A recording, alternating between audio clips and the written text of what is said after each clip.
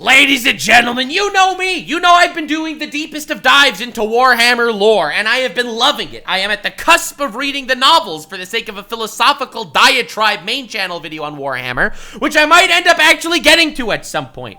My guy, Wes Hammer, has a video, top 10 most powerful characters in Warhammer 40k. So as of right now, I have done the Insano-style crazy lore deep dive. Crazy fucking lore deep dive into all the timelines, all the different characters, the different thingos, the Emperor text-to-speech. I've been looking into every different faction, the philosophy of the Chaos Gods and the Eldar and the fucking Harlequins and the Necrons, literally everybody. One thing that I have not yet delved into when it comes to Warhammer lore is specific characters. Aside from the Emperor. I haven't really done deep dives into specific characters in the Warhammerverse, so what better way to start doing that than the 10 most powerful characters in Warhammer 40k. I'm very excited to see what we have here. I kind of got the vibe that Warhammer went with the, if everyone's overpowered, no one is! I kind of thought they were going that way, but I am expecting to see some insane Tyranids here. Some just wild fucking Chaos God shit. Emperor's definitely gonna be on this list, probably. Maybe Horus when he was, controlled by chaos. Honestly, I don't know, and that's what we're here for. Leave a like, because 10,000 likes, this is gonna be a very long video. These deep dives take a lot of effort and attention paying, and I have to study them later to make sure I have it all down. You know me. If you want brief overviews of stuff, my guy, this is not the place for you. This is the in-depth analyzation that no one else really does. So we're going crazy deep. We're going crazy deep. The Warhammer franchise is full of ludicrously powerful characters. Yeah, if everyone's overpowered, nobody is. And we like going deep, hell yeah. And it makes sense, because it seems like just about everything in this universe is designed to kill you in the most horrifying way imaginable. That's not true. The Necrons have de-atomizers. That's the way I want to go. That's how I want to go. Nux, how do you want to go? De-atomizer! Literally easy. We like going deep. Yeah, we are overanalyzing stuff. That's what this channel does. I am covering the Warhammer lore. I am literally going to look at every nook and cranny of the anus of this universe. But despite the plethora of transhuman super soldiers, golden demigod guardians, immortal killing machines, and masters of the psychic arts. Oh, dude, holy fuck. This is gonna be crazy. How is this even gonna happen? There are entities that dwell just beyond the stars, that make them all look like ants by comparison. Beings of unimaginable destructive potential. Oh, fuck yeah. The Khorne are definitely gonna be here. Holy shit. Dude, this video's gonna be crazy! I am so excited. That can sunder entire worlds and unleash Nurgle! Dude, this is, if Asmongold would ever react to Nurgle lore, it would just be Asmongold react to himself. Legions of terrifying armies at a whim. From the dark and sinister Chaos Gods, to the ancient and terrifying Khorne, from the Master of Mankind, to a pair of bumbling orc deities too busy fighting each other to— Yo! The orc deities! Morg and Borg! I love those guys! Mork and Bork, right? Dude, I'm so happy I'm going down this rabbit hole. I am so happy I'm going down this rabbit hole. To do much of anything else. These are the top 10 most powerful entities in the entire 40k franchise. All right, and I'm ready. Apologies ahead of time if my voice is a little raspy. I'm actually getting over a cold. All right, with all that out of the way, bro. Listen, when I said I wanted to have sex with the embodiment of greed and chaos, no one thought I was talking about this. Let's dive headfirst into the grimdark. Everyone thought I wanted to have sex with Elon Musk. They're wrong. Number 10. Kegarak. Dude, I love this guy. I got so many comments on my deep dive into the non-human factions lore dive on Nuxanor telling me that, oh my god, Kegarak is literally you! He's literally you, guys! Guys, just because I am a laughing, maniacal fiend that laughs at the chaos that goes on, especially when people are calling me out on it and threatening my life, it does not mean I am like this vindictive, harlequin clown god, okay?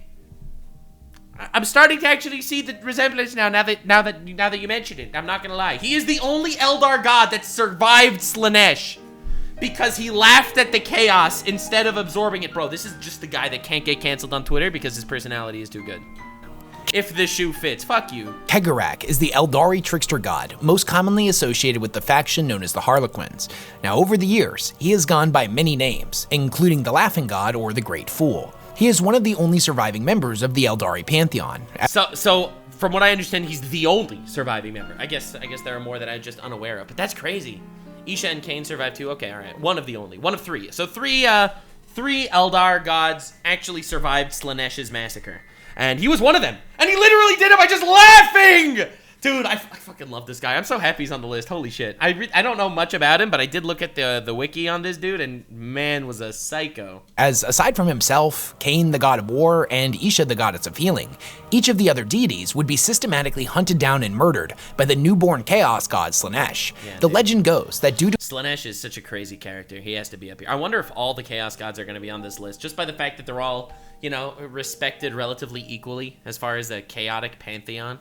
Dude. Who is mocking nature. He's the KEKWing one! Oh my god, dude. And aloof personality, he was able to distance himself from the acts of hedonism and debauchery that would eventually give rise to Slaanesh in the first place. Wait, that's how he escaped? That is so based. So, for those of you that need the quick lore dive, because your boy Nuxanor, I'm covering everything. We doing the deep dive. We licking the crevices here, okay? The Eldar are a 60 million year old race that has done everything there is to be done. They are super duper advanced, and in order to keep themselves from going bored, they literally just started torturing people in the most disgusting and fucking crazy, grotesque ways ever. They started applying debauchery to their everyday life, enslaving literally everyone. So these guys out here, because of their insane debauchery, they formulated the existence of the chaos god of excess, Slaanesh. And so Slaanesh showed up, wiped them out. But apparently, during their debauchery stage, Harlequin, the laughing god, actually left! This is huge! I didn't realize that was a thing. Bro, Harlequin is actually so pissed. Dude, I'm a Kegarak stan now. What can I say? When the Chaos God was born, he escaped into the Webway, where he remained largely unaffected, while the rest of the Pantheon would inevitably be cut down. If you're unfamiliar with the Webway, it's a pocket dimension that exists between universes. Yeah, it's mainly used by the Eldar to travel around. In fact, the Dark Eldar, the reason why they survived Slaanesh initially is because they actually lived in the Webway at that point. That's why Slaanesh didn't wipe them out. Then they became the insanely corrupt Dark Eldar, committing every atrocity they can to appease Slaanesh from actually wiping them out. Its many paths spider web across the galaxy, allowing those who can parse its secrets to travel great distances without facing the dangers of utilizing the warp for travel. Kegarak is rumored to have picture-perfect knowledge of all of the infinite paths and corridors within the Webway, and he thus Bro, dude, I fucking love Kegarak right now. That's crazy. Imparts that knowledge upon his followers, allowing the Harlequins to seemingly appear and reappear anywhere across the galaxy. Kegarak's power does not necessarily come in the form of brute force, and more so in his guile and ability to manipulate. It was he who tricked the Katana. There we are, baby! We're learning so much here. That's crazy.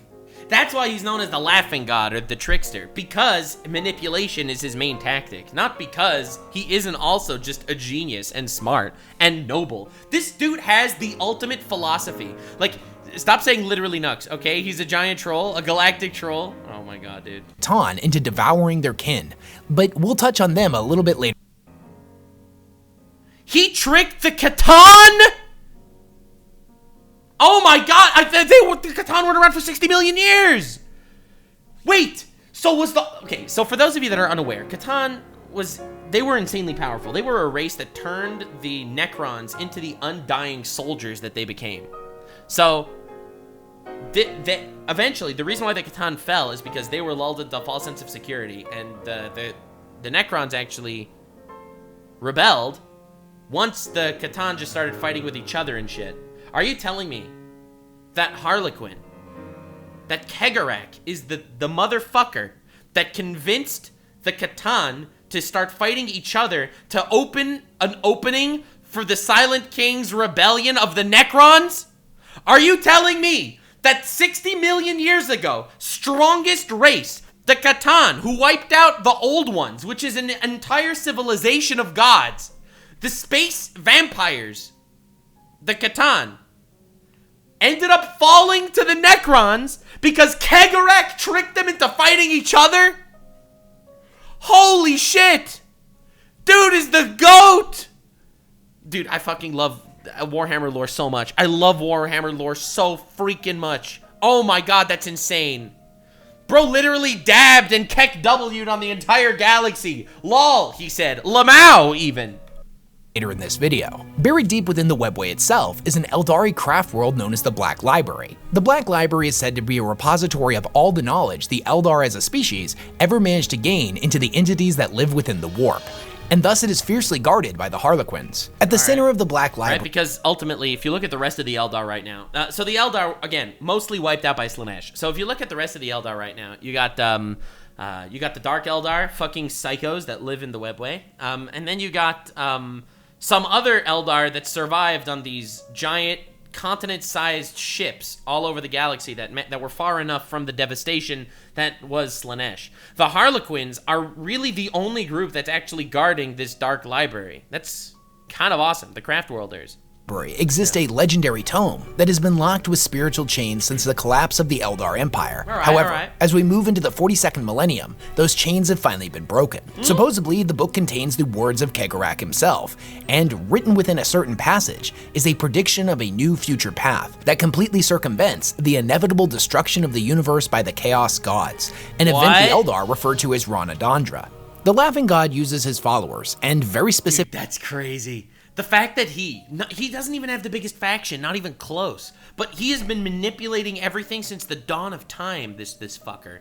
Entities. That's the beauty of laughing, by the way, all right? This is some hardcore Nux philosophy that I'm about to impart upon you. When people try to cancel you on Twitter, when people try to get you mad and shit, when people try to make you sad by the events of the world, you can laugh.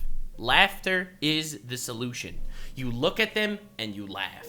It keeps your friends' morals high, and it keeps your enemies' morals low. You just smile. You are never fully dressed without your fucking smile. You smile at the chaos that goes on, and the chaos cannot affect you. You troll your way through time. The world sucks sometimes, and realistically, you probably can't change that. So laugh. It's either that or crying, bro. Known as Shadow Seers, to make sure certain events happen at certain times in very specific ways. So Kegarak is very similar to the Emperor, except instead of the Emperor, whose entire ideals and focus was purely on making sure humanity would move forward, Kegarak was trying to make sure that the whole world wasn't just consumed by chaos. They viewed the entire galaxy as a stage, and each and every living creature as an actor in the grand performance. Yo, that's why they're the Harlequins. The world is my stage, and the creatures are my performers.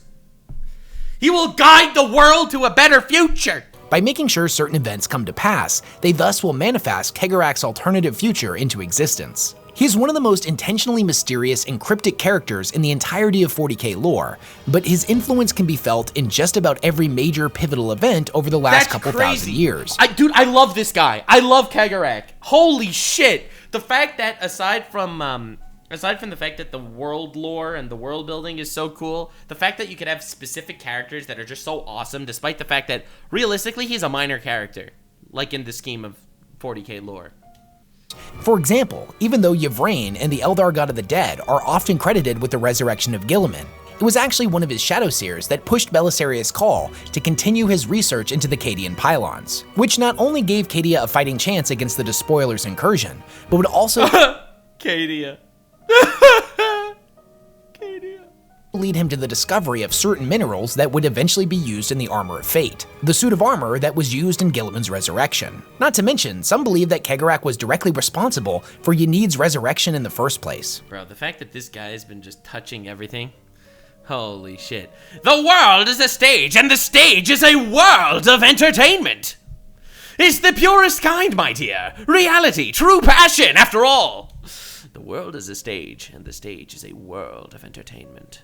Bro, this guy is fucking the most relatable character in 40k lore. It's crazy. But we'll get into that in another video.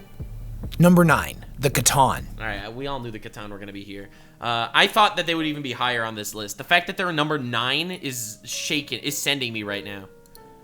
The fact that he's number 9 is crazy. I thought for sure they would be higher. They massacred the old ones. Holy shit. The Khorne were known to be ancient and frighteningly powerful star gods, created at the beginning of time out of the fundamental energies of the universe. They were incorporeal and formless beings whose appetite was so insatiable that they literally drained the life from the stars they encountered by wrapping themselves entirely around them and snuffing them out of existence. That is fucked up. This would plunge all of the life-bearing worlds in the surrounding systems into complete and total darkness, confining all of the living species that dwelt there to the halls of extinction. Damn, and it's like, it's hilarious when you introduce the Khorne to anyone, everyone's like, oh shit, they're the super threat, they will never be defeated. And then when you actually find out that they have not been active for 60 million years, it completely sends you.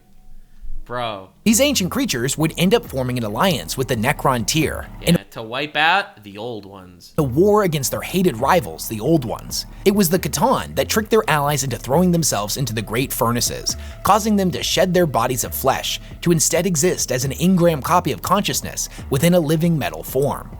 So the big gimmick is, these fucking star gods, so the Necrons actually came to them. Right? The Necrons wanted to wipe out the old ones. So the Necrons came to the Khorne and were like, yo, help us. We know you don't like this guy's enemy is my friend. And the Khorne tricked them into sacrificing their souls and bodies to become an army of slave terminators to work for the Khorne. Fucking unhinged, despicable shit, honestly. Together, they would war against the Old Ones and their creations, in a war that spanned the entirety of the Milky Way, and was known as the War in Heaven. War in Heaven! They had, however... Yeah, this war in heaven was something so massive, apparently, in the warp, because everything that happens in reality also happens in a mirror plane of reality, the warp, which is like the afterlife, and it's where souls and demons all live. So apparently this war in heaven was so massive, it is what started shit with the chaos idiots that are living in the warp even now. Deceived their allies, and when the Necron tier shed their bodies of flesh, the Khorne would gorge themselves on their souls. This would result in them becoming ascended, and reaching even more insane and terrifying heights of power. At their peak, they were said to be able to raise entire worlds with a single glance, and Bro! That's worse than Frieza. Holy shit. Frieza needs to move his finger. extinguish entire systems by summoning forth reality-warping black holes. However, despite their truly awe-inspiring power, their own hubris would end up being their downfall. Yeah. Dude, this is why the Necrons have the coolest lore in 40k. Now, as I mentioned earlier in this video, it was actually the laughing god of the Aldari. See, this I didn't know. This is new news to me. New info. Bro, I'm telling you, we're doing the deep dive. We're gonna get everything.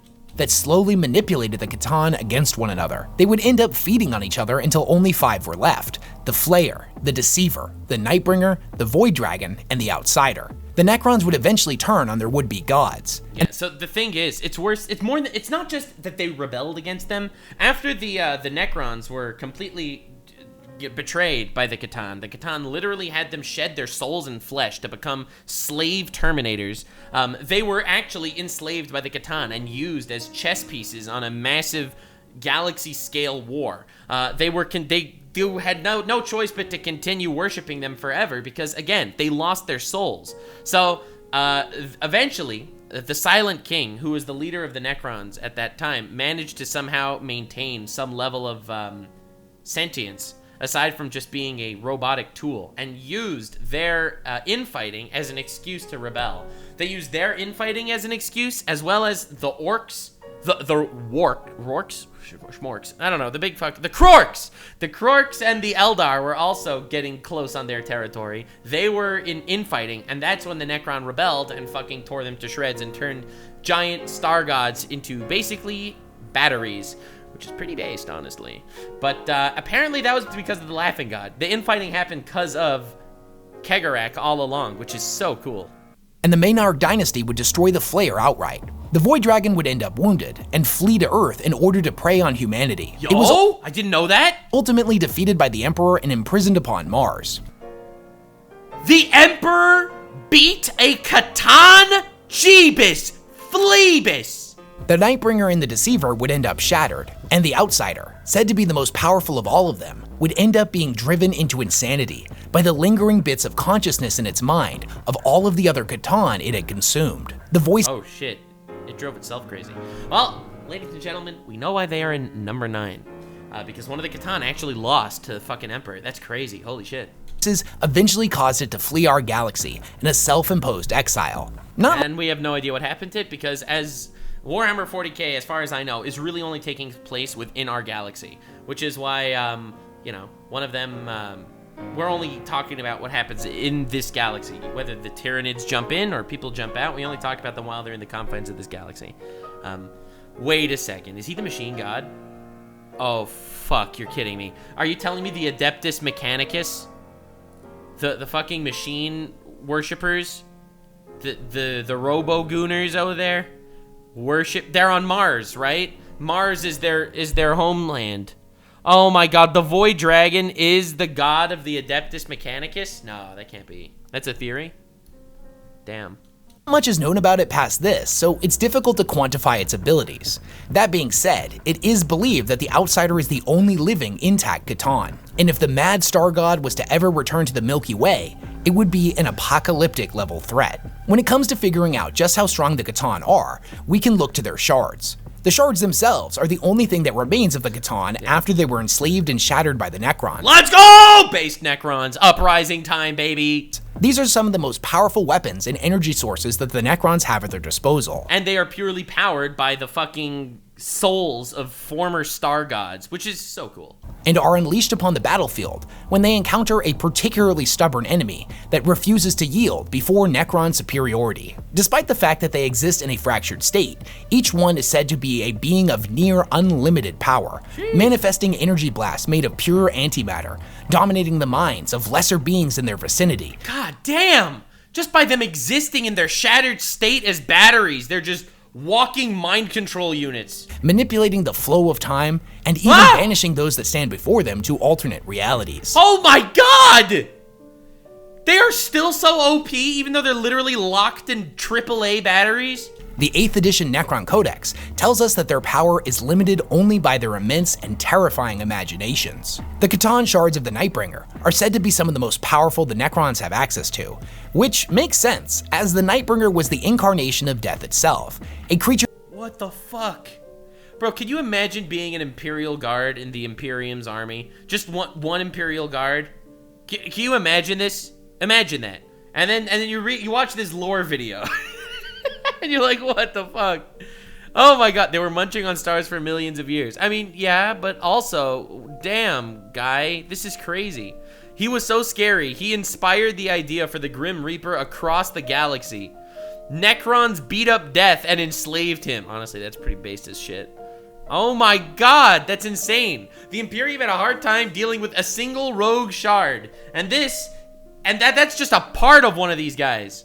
That delighted in inflicting pain and suffering, and was said to be the one that introduced the emotion of fear to the physical universe. That is a huge deal, guy! Oh my, how is this guy only number 9? How big does the scale of this world get? It destroyed entire star systems on a whim. Fucking shit! And then you have these Imperials out there with little laser pistols? I'm an Imperial Guard! Alright, dude. And gorged itself on the agony it inflicted on countless billions. Dude, fucking hell. You know, the big dub, the big winner here is the Necrons that actually managed to get rid of this guy, and the Harlequin god that helped them out. Like, if these guys would still be around today, it would be rough. Thank fuck they're extinct. It's generally believed by the Warhammer community that at the apex of their power, the C'tan were easily the most powerful beings to have ever existed solely in the physical universe. Honestly, that's a pretty logical take. I mean, they wiped out the old ones, who were literally the world power. And many assume they were the equal to the Chaos Gods, albeit the physical universe's version of them. However, this belief exists solely in the realm of speculation. As far as I'm aware, there is no actual source that states this to be true, or gives us a real actual grasp on just how ludicrously powerful they actually were. Right. Again, we are looking at this through the lens of myth and legend, right? No one was there 60 million years ago when these guys were actually around rampaging. So I do like the idea that a lot of these, you can definitely chalk a lot of their, the quotes of their powers up to speculation, because yeah, we get it, he was scary as shit, but thank fucking God a few of the Necrons were around. Yeah, but come on, dude, no one's talking to them. Yo, Trazyn must have some crazy info on these guys. It's unfortunately one of those things that's just left up to our imagination. Now, if we were to take the absolutely ridiculous power of a single Catan shard and magnify it by 1,000 to get an idea of just how powerful a fully powered Catan actually was, the result is admittedly pretty horrifying. These would be entities that could destroy entire systems or vast sections of space with a snap of their fingers. That's crazy. Dude, that's why I thought the Catan would be higher. Because you have these Catan shards. Each of these shards is so strong. And you need to put 1,000 of these shards together to make one Catan, who likely will be stronger than the culmination of its parts. Like, I don't know.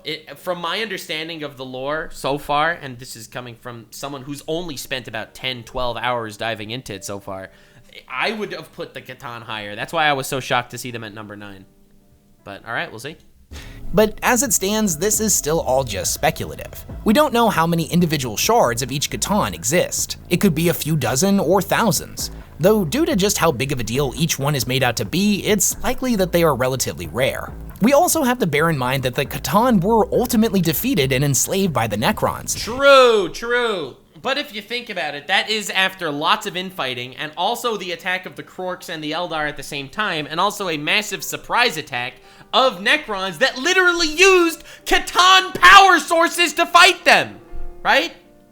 A species that is definitely insanely powerful, not to take anything away from the Necrons. But despite that, the shattering of the Catan is a factual example of a mortal race killing or enslaving gods. That is to say, with the power of these gods, they literally used their power to kill them in a weakened state. Like, again, I'm not trying to shit on the Necrons here or anything, but let's be real here. A similar occurrence has never occurred with the Chaos Gods. Such an idea True. Right? The Chaos Gods, none of them have ever been defeated. Is pretty much unthinkable. So because of this, despite how powerful the Catan I respect that. They were ultimately defeated. Alright. They just aren't quite on the same level as the Chaos Gods. Number 8, Khaine. Oh my, Khaine. Fucking hell. Wait, so are all these guys gonna be gods, all of the top 10? Okay, so Khaine is the god of war for the Eldar. The Eldar god of war. Somehow survived Slaanesh. Khaine, also known as Khaine or Khaine the Bloody-Handed, is the bloodthirsty Eldari god of war, wrath, and destruction. During the War in Heaven, Khaine would end up in a battle with the Nightbringer, where he subsequently defeated it. Wait, Khaine beat a Catan in single combat?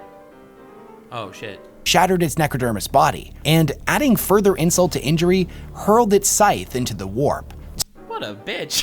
He just threw his weapon away, no. So in a sense, Khaine was able to defeat the figurative and semi-literal embodiment of death itself. Well, honestly, you know, I'm understanding now why the Catan were in 9th place. Because the Nightbringer, one of the 5 strongest Catan ever, lost a one-on-one fight to Khaine. Holy shit. This fight would, however, have major consequences for Khaine, as the shattered body of the Catan exploded into a storm of shards, many of them piercing its flesh and forever tainting Khaine's body with its essence. Since Khaine is a mythological figure, other than this fight with the Nightbringer, we don't get a lot of insight into just how powerful they actually are. Yeah, but that's ultimately a pretty big fucking feat. Like, you want to give a good feat to somebody? Defeating a Catan in one-on-one combat. So instead, we will turn to the avatars of Khaine, which exist as a sliver of his true power. An avatar of Khaine is a fiery manifestation of Khaine's wrath, an entity that towers over the battlefield and can cleave armored vehicles in half with a single swing of their sword. Yeah, and this is not even Khaine himself, right? This is a joke. Oh my god, that's crazy. They leave a burning trail of destruction in their wake wherever they go, and are constantly surrounded by a swirling inferno that causes everything in their vicinity to burst into flames. Much like how the god they are an aspect of was known for its— Dude, look at the size difference between him and— Dude, is this Horus? Like, dude, this is not a joke. These guys were dangerous fuckers, and that's just an avatar. Unquenchable thirst for battle. The Avatar will not rest until all of the enemies of the Eldari and all of their fortifications are left as nothing more than— It's just this— is this just the Space Marine?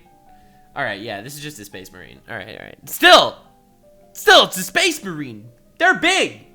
This guy must be like 30 feet tall. Smoldering ruins. The carnage the avatars can inflict is absolutely legendary, despite the fact that many 40k authors have unfortunately disrespected them by using them as a simple plot device to show off just how strong their main characters are. Regardless of this plot-based Yeah, because apparently every time there's an avatar of Khaine, they're like, oh my god, it's an avatar of Khaine! And then the main character of a different book or whatever. Because for those of you that are unaware, Warhammer 40k might be a tabletop game. It might have some video games, but it is also a series of like 300 novels, okay? So apparently when they wanted to hype up a main character, they'd be like, he even defeated an avatar of Khaine! And it's like, oh fuck, that's crazy! Dude, oh no.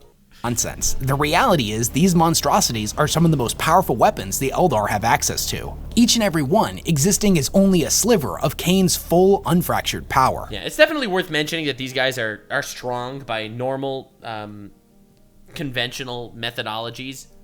With even knowing the disrespectful ways those avatars have been bodied is ridiculous. I mean, that's fair, but you have to recognize this is just a sliver of the anger of the god Khaine. So this is not even... You cannot possibly compare or power scale Khaine correctly just based on the strength of his avatars. The fact that Khaine was able to kill the Nightbringer... Yeah, that's the feat here. Like, the avatars, that's pretty cool. But this guy beat the Nightbringer in one-on-one combat. Yeah, he didn't stomp him, he was still injured and shit, but goddamn! Its full unshattered form is an absolutely remarkable feat, and is why he ranks above the Catan in the list. However, Khaine himself would in fact be defeated by a different god, and in a twist of fate similar to that of the Catan, would end up shattered into thousands of fragments.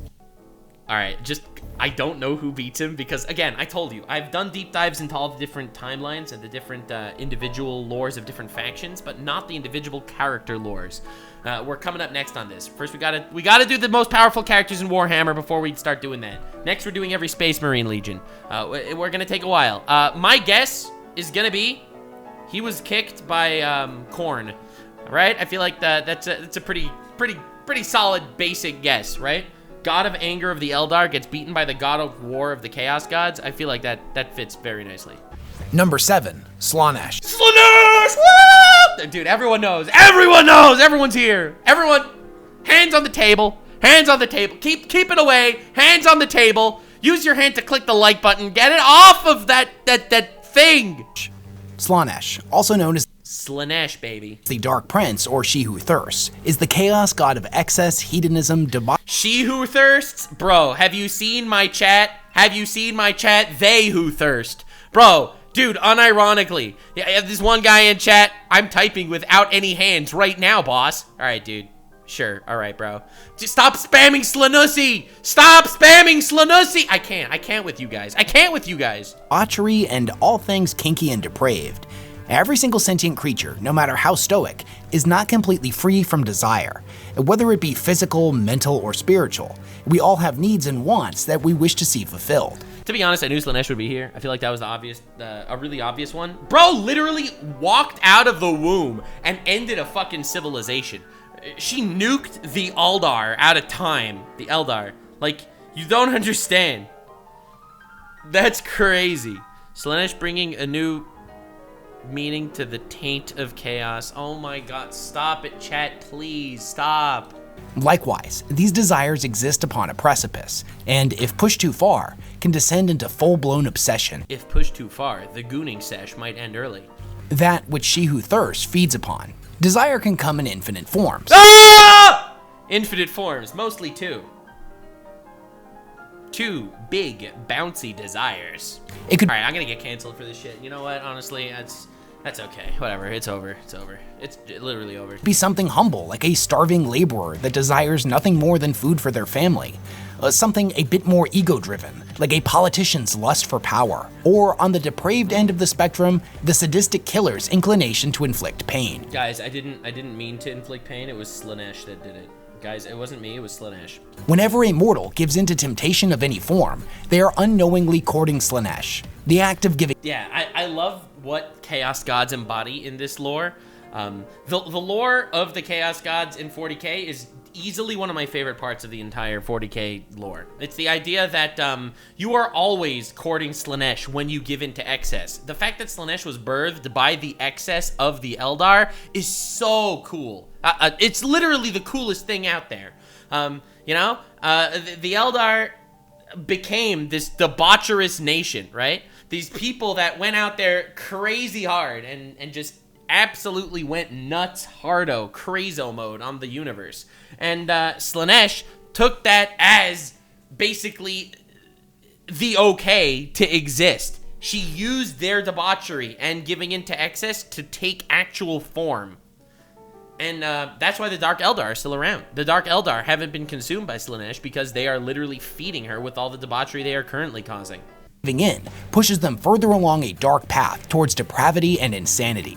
Slaanesh will then guide the individual to seek out ever more heightening extremes, eventually leaving them as an addict that can only experience pleasure through the darkest and most sadistic of actions. Right? Because every extreme is chaos. Dude, fuck, I love the philosophy of this show so much.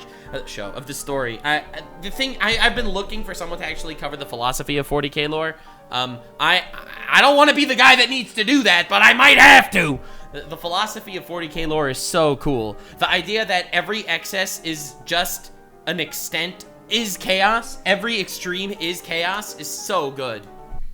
Slaanesh watches from their dark realm in utter delight as the galaxy descends further into debauchery. They view mortals as nothing more than playthings. Yeah, and they are, if you're Slaanesh. Toys that were designed to be I'd let her play with me any day, not gonna lie. Poked, prodded, and manipulated. I'd let her poke and prod me anytime, like, honestly. Slaanesh is the youngest of the four gods, and thus is generally viewed as the weakest. Although, this description can be misleading. Slaanesh's power is far more subtle and manipulative than, say, the raw strength of Khorne or the voracious diseases of Nurgle. Their demons, likewise, are primarily designed to invoke the desperate and hedonistic desires of mortal hearts. They are entities formed of contradiction, jarringly graceful and repugnantly beautiful, enchanting yet ultimately What are those tongue teeth? Brother, she has horrifying. Much like how Slaanesh themselves is said to be so disarmingly beautiful and alluring that no mortal can look upon them without instantly losing their soul. Yeah, honestly, not worth it, honestly. You know, I was thinking about it a lot, and I was like, you know, honestly, nah, I don't know about that. I don't know about that. Like, I was with you, and, you know, maybe not. Maybe not. Slaanesh was born from the rampant degeneracy that had come to infect Eldar society after the War in Heaven. The depraved energy the species generated gestated in the warp before finally reaching a breaking point, which gave birth to a new chaos god. Yeah, which is also awesome. I love that lore, so fucking cool. But, dude, and the more you are pushed to an extreme, the more extreme you get, right? Like, if you think about it, she'll push you to the edge, right? She'll edge you, as they say, and push you to the edge again and again and again. And ultimately, that place that was the edge for you last week is not going to be that edge for you right now. You will develop some sort of you will weaken your pain receptors, okay? And you will go to the next level every single time. What's extreme for someone today, if they keep doing that, is just gonna be a regular every day the next day. And you'll have to find a new level of extreme.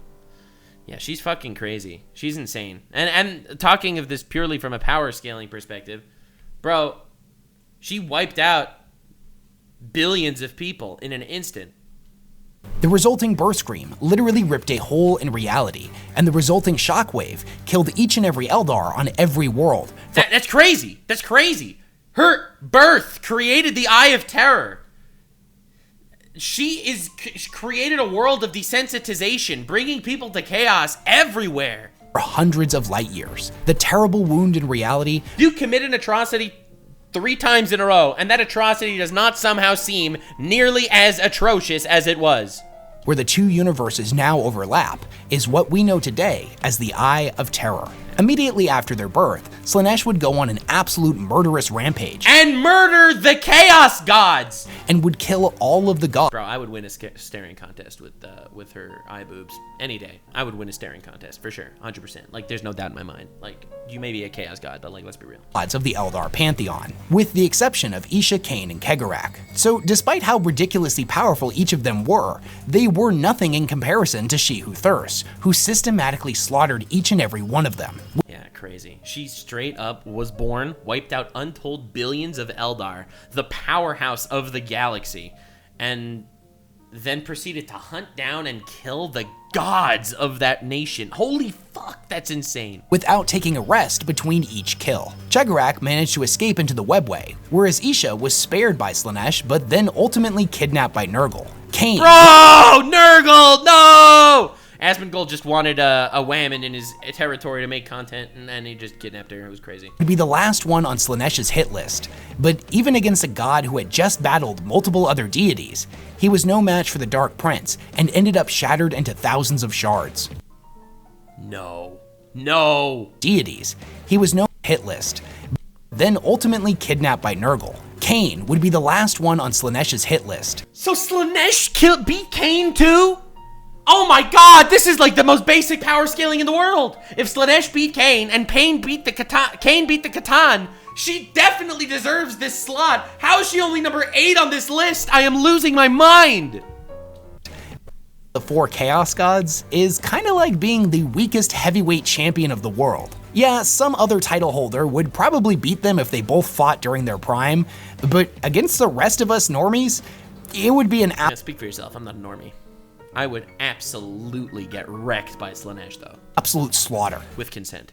It's also important to note that when we talk about the Chaos Gods and just how powerful they are, the lore states that at one point each and every one of them was the most powerful. Interesting. I mean, I guess it depends. So their power and their chaos purely comes from a culmination of exactly what their attribute is represented by in the real world.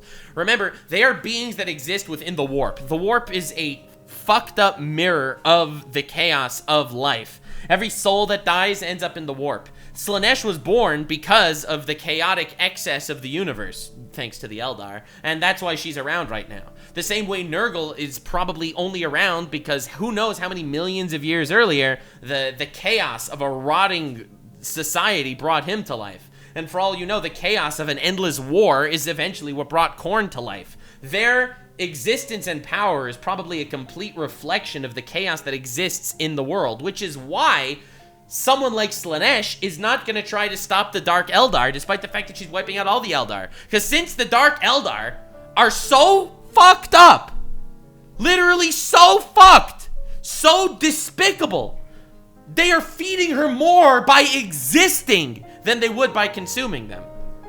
That's crazy.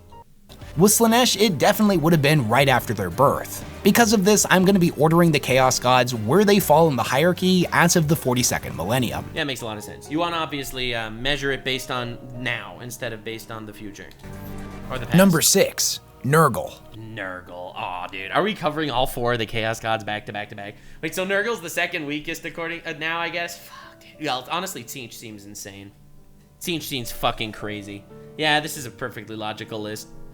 Oh, God. Nurgle, the grandfather, lord of plagues and disease. Asmongold, bald reaction man of the internet. Is the god of the cycle of life and death, entropy, rot, decay, and pestilence. He stands apart from the other gods that, in his own, albeit disturbing way, is the only one of the pantheon that genuinely cares for his followers.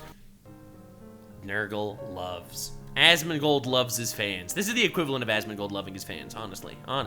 He views each and every one of them as his beloved children. Aw, man! Aw, dude, that's beautiful! Aw! Aw, man! And bestows upon them ever more generous blessings. Aw, what a guy! Nurgle loves us all, bro! Aw! Oh, what a cute little guy! In the form of new supernatural diseases, Oh, hell yeah, dude. Bro, new disease just dropped? Oh, shit. demonic parasites, and all forms of sickening mutation. Every pox, boil, blister, and sore is viewed by those who worship him as a sign of his love. That is so fucked up. That's so fucked up. Bro gets herpes and fucked It's just, oh, thanks, Nurgle, for sucking my dick. What the frick, dude? Every sexually transmitted disease is just sharing Nurgle's love with your partner. Yeah, boy! Yeah, boy! Jabba the fucked.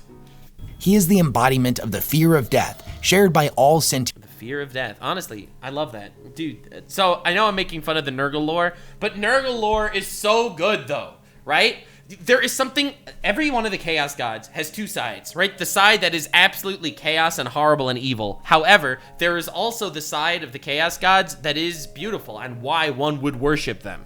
For Nurgle, yes, it's obviously horrifying that everything decays, but there is consolation in the decay of all things, right? Like, if you think about it, what am I gonna do in this universe? Everything's going crazy, all these wars, all these things. And it's like, guys, there's a circle of life. Everything exists, everything lives, everything rots. So live in the moment. Love who you love. Be good to the people around you, because you're not gonna be around forever. Eventually you will rot. It's honestly it's a beautiful message in a way, and every single one of the Chaos Gods has this, right? In a world, like, look at Slaanesh, for example, and I'll cover them as we go on. But if you look at Slaanesh as an example, obviously excess is insanity, but if you think about it, if you're purely living without ever doing anything extreme, are you really living? If you're always living just completely in the box, the proverbial way that you're supposed to go, you follow everyone's instructions at all time and become a little obedient little cum dumpster. Like, honestly, my homie, you are not going to go anywhere. And the beauty of Slaanesh is that sometimes you can make your own decisions. You can be excessive in your own way. And every single one of these gods obviously takes it to an extreme, but also every single one of these Chaos Gods has a level of beauty to it. I say that as I'm looking at maybe the most disturbed Asmongold face I've ever seen in my life. Bro, his teeth even look like Asmongold. Oh, no. Oh, no, no, no. Oh, no.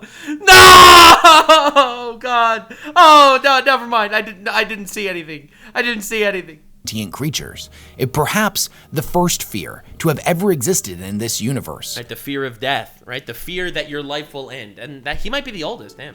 But despite this, he teaches his followers that life and death, growth and decay, are all part of the same cycle. Yes. One that cannot change. He tells it's a circle of life.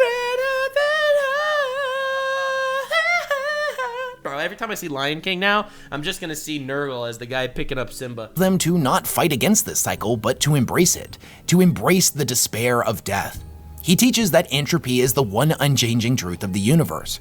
All things have a beginning and an end. Every life will end. Every civilization will rise and fall. Every tower will eventually crumble, and every disease will eventually run its course. Man spitting. And truth is, while that's a horrifying realization, it's also so comforting at the same time. It's like, once you realize that you're gonna end up rotting at some point, you could really enjoy your life a lot more too. He is the mastermind behind every virus, disease, and plague that has ever existed in the mortal universe, or even these supernatural diseases of the soul that emanate from the immaterium. Much like the Great Cycle, or perhaps more accurately, like the proliferation and subsequent remission of a disease, so too does Nurgle's power wax and wane. True, I guess it depends on cycles, right? Every nation that rises will fall, you know? Like, it's crazy. And while the nation is rising, Nurgle is at his weakest. But when the nation falls, Papa Nurgle will fucking annihilate you. There were moments in time where plague... Pretty sure Wes doesn't mention this, but there's a fifth Chaos God, the Dark King, Chaos God of Ruin, the Ender of Empires, aka the Emperor of Mankind once he ascends. I guess that's, if the Emperor of Mankind ever gets completely fucked over by Chaos, that'll happen. runs rampant across the galaxy, and Nurgle's power is at its apex, surpassing all of the other gods and becoming a truly unstoppable force. That's so cool. I love the lore so much. Fuck. It is, however, inevitable 2020 Nurgle did show us his love, bro. that his power will wane again, and he will be relegated to a relatively weak point in the Pantheon. As a result, these power spikes are vastly more predictable than those of his siblings. Yeah, because anytime a nation falls, Nurgle's gonna be at his peak. So, obviously, it's very predictable. Once you see fucking annihilation happening to the world, it's like, oh shit. Despite their disturbing appearance, the warriors that have pledged themselves to his service are incredibly resilient, and many of whom can suffer multiple mortal wounds and keep marching forward as if nothing happened. Because they're gonna rot anyway! Bro, what do you care if you have a knife to the belly? You're gonna die! Blades get caught in rancid rolls of diseased blubber, and bolter shells are absorbed and rusted to dust inside of their bodies. It is as if the cycle has simply paused for them, their bodies displaying the telltale signs of rot and disease, yet they are seemingly immune to its effects. They cannot die by natural means and are completely immune to pain. Bro, infinite rot. Dude, imagine being suffering in that way. An infinite level of rot. But you can never actually die. That is what it means to worship Nurgle. Your existence is eternal. The lives you touch, the people you meet, the people you inspire, they will exist after you die. You have created a butterfly effect that changed the entire world and trajectory of the future by your existence. Yes, your body will rot, but your impact is forever. Oh man, I fucking love Nurgle. Anyway, let's talk about how strong he is. Before we dive any deeper, here's a quick shout out to this video's sponsor. War Thunder is the most different Thunder about this. Okay, dude. Big thanks to Gork and Mork for sponsoring this video. All right, dude. So anyway, all right. So that was already. We're getting there. We're getting there. We covered 4. We covered 4 of the top 10. I am all with you so far. Number 5, Gork and Mork. Gork and Mork! No way! I cannot believe they're this high up here on this list. Oh my god, I did. So during the character non-human faction deep dive that I did the other day, people in my chat were telling me to look into Gork and Mork, and I did. I did look into Gork and Mork. I love them so much. I love them so much, bro. I can't believe they're number 5 on this list. Gork and Mork are stronger than the Chaos Gods. Well, at least 2 of the Chaos Gods. That's insanity. So for those of you that are unaware, Gork and Mork are the gods of the orcs.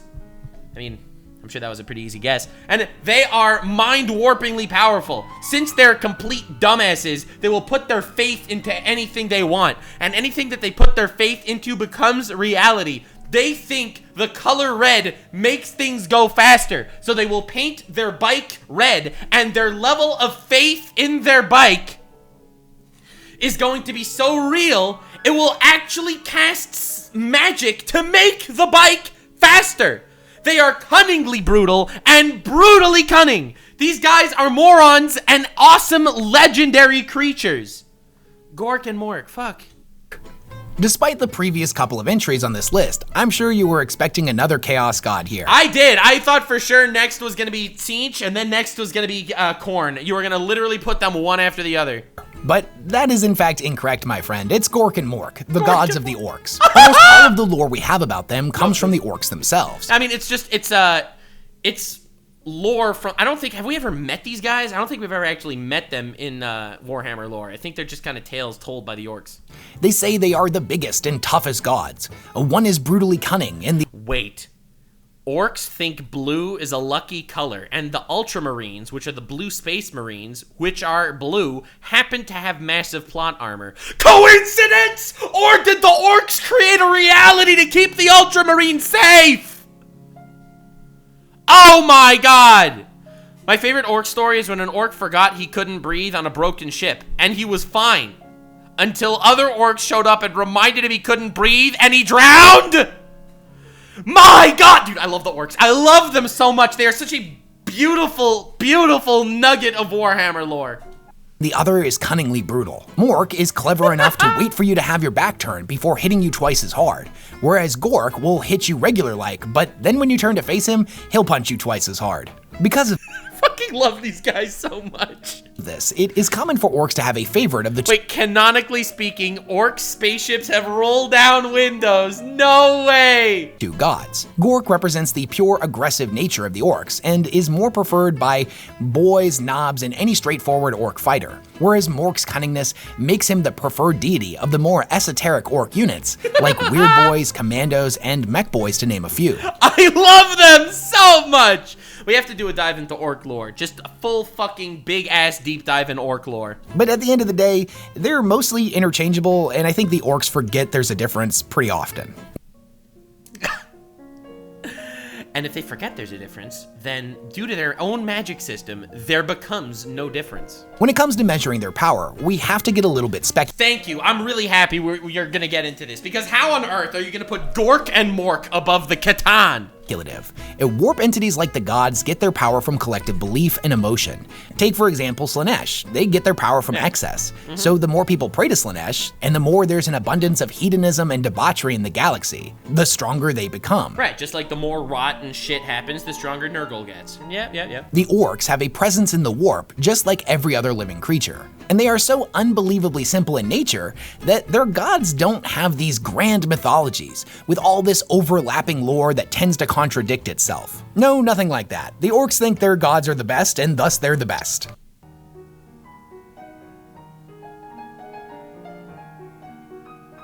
That is literally the most simple explanation I've ever heard, and it's just so real, right? Holy fuck. Like, dude, the gods in 40k are mirrors of their worshippers. So, excess in the galaxy, Slaanesh is strong. Rot in the galaxy, fucking Nurgle is strong. But if all the orcs think that they're the best, then they're just the best. That is the most simplistically brilliant fucking lore I've ever heard in my entire life. It's literally that easy. Okay, I have to see how this plays out. Like, do they ever actually tussle with other gods in this verse? It's beautifully simple. Yeah. So we have to then assume that is it this beautifully simple, or is it simply beautiful? That is the question. belief in their god's defining feature being that they're bigger and tougher and stronger than every other god would in fact begin to manifest. Consider how powerful the Eldar gods were when worshipped exclusively by the Eldari. The orcs are the most numerous species in the entire Milky Way. Yo, that's so true! Because the gods will reflect the worshipper's power, right? The worshipper's number, the worshipper's extreme belief, right? If you think about it, that is so awesome. But the fact that there's literally gazillions of orcs that all worship Gork and Mork, they're just by sheer numbers alone, they're gonna be goats. Outnumbering something like humanity 100 if not 1,000 to 1. There are that many orcs? Bro, these orcs, they know how to fuck, dude. Holy shit. It makes sense. We don't question, we only orc. If you think about it. But as is orc tradition, it makes even more sense if you don't think too hard about it. And speaking of their mythology, we actually have a pretty good example of a legend about Gork and Mork that demonstrates they were at least strong enough to defeat one of the Chaos Gods. There is actual lore to this! It's not just speculation! Oh my god! I'm locked in, bro. I'm locked the fuck in. Right, so one day, Gork and Mork went looking for a gigantic squiggly beast, and they find it at the bottom of a huge cesspit. And also at the bottom of that cesspit was Nurgle, who had eaten all the snotlings. Bro, I love how they just made him British. Just fucking made the orc British. And Gork and Mork clobbered Nurgle so hard, he spewed up all the snotlings that were still alive. Canonically, Gork and Mork beat Nurgle in single combat. Canonically.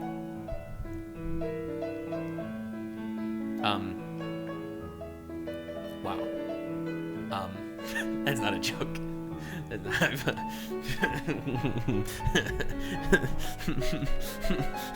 well, maybe not single combat, maybe it was a 2-on-1, who fucking cares? That's canon, bro. That's fucking canon, dude. And it, oh my god, that's amazing. Fucking god, no. Nurgle shrank and became a squiggly beast. The snotlings then turned that squig into a feast for Gork and Mork. This myth clearly represents the orcs' triumph over Nurgle. The orcs have no fear of the realms of Nurgle and thus happily thrive on squiggly beasts that breed in their cesspits. Wait, because of the story of how Gork and Mork beat Nurgle, they are confident when they fight Nurgle's legions, which makes Nurgle's legions weak? Their faith nerfs Nurgle's entire army just because Gork and Mork ganked him one time?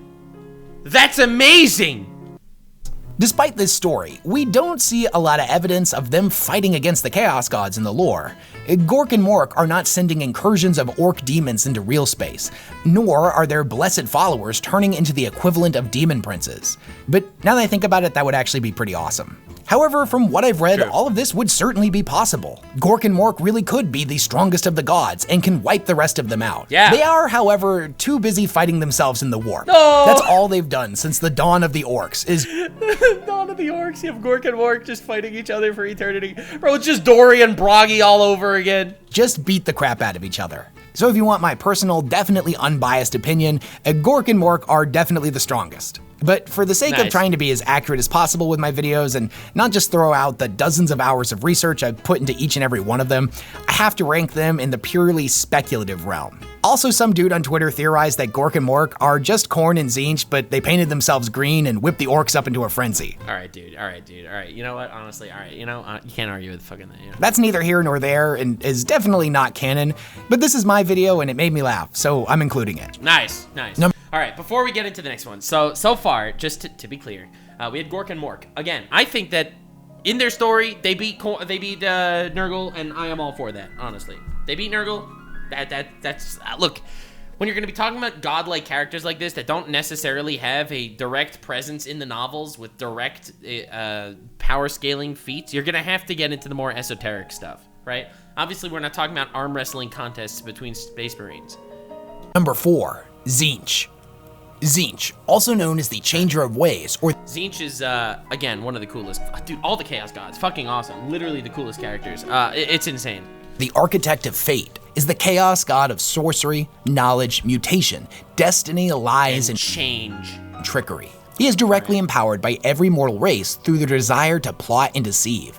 All those who act deceptively or would pursue knowledge and understanding with a desire to ultimately manipulate the world around them inevitably draw the attention of Tzeentch.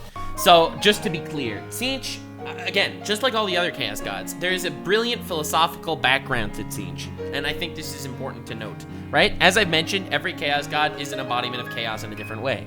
Change is fear. Knowledge is power. Things like this are definitely utilized to cause and breed chaos, right? You look at the Chinese government, for example, they're always closing down any form of information that doesn't follow the exact doctrine that they're trying to promote. And they'll shut that down in order to keep order. However, ultimately, is it a good thing that they don't allow free speech in China? I would argue it isn't. All right, incredibly based American take over here, but I think that's not cool at all. But they do it anyway in order to maintain order. So Tzeentch would be an embodiment of chaos, and despite the fact that he is an embodiment of the chaos found by change and destiny, he's also super duper important, right? Like, if you think about it, my guy over here is hope. All of hope is only a thing because of potential change. If everything just remains the same for eternity, then there is no hope. Hope stems from Tzeentch. Just like Nurgle is someone that is always looking into the past, looking at the past like everything is gonna rot, Tzeentch is looking at the future. And so despite the fact that he's obviously a chaos god and anyone that wants to change too much shit is obviously gonna cause chaos, that doesn't mean that all change is evil. I love that there's always a good side to all these chaos gods, because the beauty of the story of Warhammer is that you need a balance between this order and chaos. Living a pure, insanely fucking authoritarian government like the Imperium has is obviously not good. And neither is living a pure life of chaos. Dude, someone needs to fucking make this philosophy Warhammer video, or I'm just gonna have to fucking do it. I'm just gonna have to fucking do it after another couple dozen hours of research into this shit. Every living creature exists in a state of mutability. We are all constantly changing in a million different ways, and not always readily apparent. From the grand and more obvious, like an advancement in rank within our society, down to the microscopic level of cellular division. Wow, okay. Uh-oh. As mortal beings, we are ultimately malleable, and that malleability has drawn the eyes of the Changer of Ways upon mankind. There are 1,000... That's why he pays attention to humanity? Because we change? because that's what sets us apart. That's pretty cool. In one ways in which an individual can come to worshiping Tzeentch, but in almost all of these cases, they involve a desire for change, whether that be through their own ambitions, a desire to escape their figurative or literal bonds that shackle them to a miserable existence, or in some instances, a desire for unbridled power. Damn. Because of this, right? Any will, any hope, any future that doesn't look exactly like the present looks, that is what Tzeentch is watching. He's a scary fucker. Tzeentch. I mean, I know that we're going to definitely bring up the whole Magnus betrayal shit, where Magnus was absolutely bamboozled by Tzeentch. I'm sure that is going to be coming up at some point to talk about how insane the reach this guy actually has. Often attracts would-be practitioners of the dark arts. His demons whisper forbidden secrets into the minds of mortals, telling them truths of the universe too impossible to be believed. But the thing is, it's like, but wait a second, it's true though. Don't you want to know the truth? Isn't the truth good? Isn't knowing the truth better than just being fed misinformation slop by whatever fucking news generic ass major corporation is feeding it to you? Isn't that good? Isn't that good? But it could drive you to absolute chaos if you knew all the truths. Like, it's so cool how he teeter-totters on the balance of just based and cringe simultaneously. Yet ultimately, impossible to ignore. The individual will then seek out answers to questions no mortal was ever meant to ask, and will ultimately find themselves as one of his faithful. Oh, such a cool idea! Instead of ensnaring them with power, or with fear of rot, or with, I don't know, indulging in excess hedonism, he will simply ask them a question with no context, and their search will wind up in his arms. Promise of power proving to be too intoxicating. Bro, this is like what happens when you cancel a Twitch streamer for something cringe, and suddenly that Twitch streamer is now friends with other Twitch streamers who got canceled, and then they collab and radicalize each other, and then they become Sneeko. Mindless fucking degenerate robots that just spew out whatever crazy unhinged shit they feel like. For mortals to resist. Across cultures, all of the gods have been depicted in a lot of different ways, but most often with several identifiable themes present in all of them. Tzeentch is the exception, and due to his nature as the incarnation of change without limits. No, duh, he's always going to be described in completely different ways. I mean, that makes sense. This would make sense. He has been depicted as a twinkling constellation of blinking eyes, as a being of illuminating warp flame, an elaborate and intricate puppeteer that pulls on the infinite strands of fate, and most commonly in the 40k community, a giant blue squid monster. Yeah! I knew we needed a Cthulhu reference, ladies and gentlemen. It was bound to happen. All magic, sorcery, and psychic abilities can trace their origin back to the Immaterium, and thus to Tzeentch. Yeah, so all magic, all power, all of that, it's so interesting. Everything science can't explain belongs to the realm of Tzeentch, baby. Master of magic in all its forms. He is able to perceive every event that has ever occurred across space and time, while also being able to see the strands of fate that lead to every potential future simultaneously. Bro, dude, oh my fucking god, dude. Bro's Doctor Strange, except he's less cringe. Trying to directly measure his Sometimes he is known as a constellation of eyes. Other times he is depicted as a giant squid monster. Sometimes he is a horse femboy. Intelligence with numbers is kind of meaningless. But to simplify it, this is an entity that would measure his IQ in the quintillions. He has plans within plans within plans, and the most mundane of events may set in motion a web of compounding instances that may not bear fruit for thousands of years, but will ultimately secure him victory. That's crazy. So he can't lose. He's actually invincible. As long as free will exists, comes change. So Tzeentch is really eternal here. Dude, fuck. Bro's been 4,000 steps ahead of all of you. All along. Yet this... I mean, Tzeentch probably won't be the strongest forever, but at the end, he will be. If there is an end. Shit. Impossibly complex web of plans spreads so incomprehensibly wide over all of reality that it touches every living thing at one point or another, whether or not the individual realizes it or not. He perceives that is horrifying. Every event, intention, idea, thought, and whispered prayer of every mortal, and his impossibly complex mind is able to work out just how every single one of these will potentially impact the future. That's almost a Lovecraftian entity. Like, the rest of the creatures in this world, I'd say, seem like different levels of creatures and different levels of horror. Tzeentch is the only one that really strikes me as Lovecraftian. I guess that's the tentacle squid monster shit. But also, it's the concept that doesn't matter who you are or what you do. Not only does Tzeentch know, but Tzeentch wanted you to think that way. Lelouch who? Light Yagami who? Bro is actually pulling the strings of everything of all time.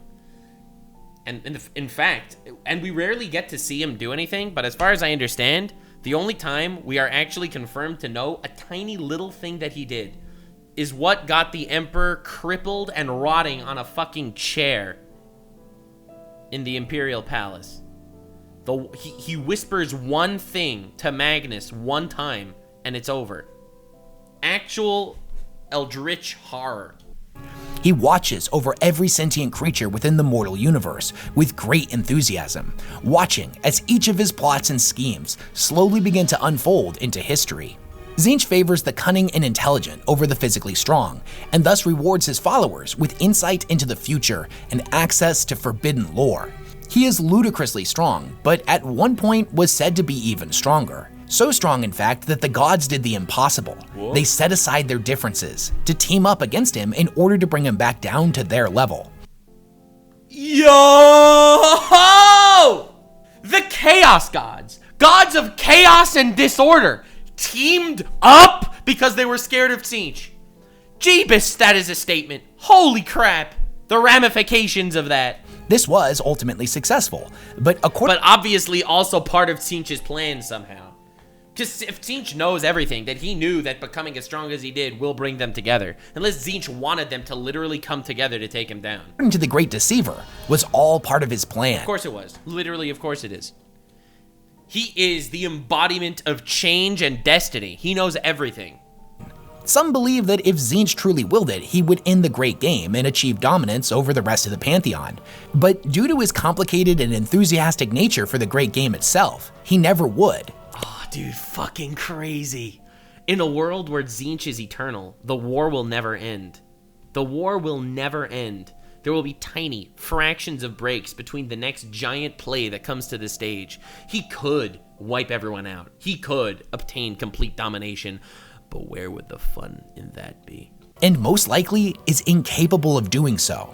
Based on Tzeentch's nature, I don't think he personally has the ability to win. True, he can't win, because the moment he wins, you reach, ultimately, a status quo with no change. If he wipes everything out, then nothing can change. And if nothing can change, then he has no power. He is the embodiment of change. He cannot ever have his plans fully succeed, as he would not exist. He is living within the paradox of his own existence. Oh my god, what an insane character. The compulsion to keep the game going is just too ingrained in him, meaning doing— It is him! The moment the game ends, his existence ends. Because there is no more change. There is no more fate. There is no more hope. By his nature, by his very biology, he cannot be on top. He cannot win. Oh my fucking god, what a crazy character, honestly, dude. Honestly, dude. Warhammer lore, just so dope. Anything that would end the game is actually an impossibility. Number 3. The Emperor of— Let's go! I knew the Emperor would be here, but frick, number 3? I thought he would make him like number 2 or number 1. Dude, what? So we know Khorne is still gonna be on this list, right? Obviously, Khorne is still gonna make it to this list. Okay? Duh, Khorne is still being here. But who's the other guy here? Oh my god. The Emperor of Mankind is so high on the list? Shit. Mankind. The Emperor is without question the most powerful mortal to have ever lived. And by the time of the 42nd millennium— Is he immortal though? He has most likely become a god. Yeah, alright. I'm glad we've mentioned that. Although this is intentionally left purposely vague and cryptic within the lore. It's because of the Emperor that Trump was president. Able to defeat and bind Dracnian, the demon created in the first murder. He is said to be more physically powerful than any of the Primarchs, which is incredibly impressive considering that we've watched Angron bench press a Warhound Titan. And okay, that's pretty cool. That's pretty cool. I don't know about if it's worth mentioning here next to all these Chaos Gods, but how are you going to compare him to the Chaos Gods, dude? Sanguinius take down 2 of them as well as a Warlord Titan in melee combat. He is known to project an aura that causes demons to flee in terror or burst into flames.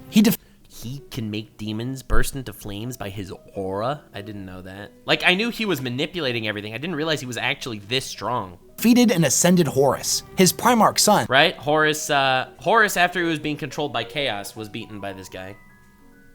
Fuck, that's pretty cool. But, like, again, not god level. That, at the time of their battle, had received an enormous power boost from all 4 Chaos Gods. As a child, he managed to kill his uncle by stopping his heart with a single thought. Okay, that's pretty cool. He was also Jesus, by the way, in the canon. He existed in every generation of humanity, and he took the role of Jesus so that people could worship him. Like, holy shit. We've seen him use his incredible psychic might to force the entire Wordbearers Legion to kneel with a single psychic command. Okay, what? Bro, it's just him! We also know that he is a perpetual and cannot truly die. Yeah, and even if he does die, even if somehow you kill this immortal being, he just gets reborn. It's Cthulhu all over again. And that he has mastered He was not Jesus, he was just one of the apostles. All right, dude. every form of academic study. So with that impressive list of feats that were accomplished when he was just a mortal, I'm guessing you're wondering why he's not ranked number 1 on this list. I'll be honest, that's not what I was wondering. I was wondering how he's this high on this list, because all those feats are amazing, but we're comparing him to gods, all right? To say that he would beat any other mortal, that's basic bitch shit. That's the obvious one. But how are we gonna explain how this dude is actually stronger than the gods we've seen until now? And we're gonna get into that. The Emperor of Mankind is not just a character, he is a plot device, a MacGuffin, a living deus ex machina, and every other literary trope you can think of, all wrapped up into a single entity. He is exactly as powerful as any individual story needs him to be. He is completely unknowable. He has plans within plans within plans. He has mastery over the ability to foresee into the future and can take a single action that will, over the course of thousands of years, come to create an entirely new societies. Yes, all this is true. Again, I know that, right? He's literally moved, pushed, and prodded all of humanity forward to the point that it's at literally right now, okay? Completely based and valid.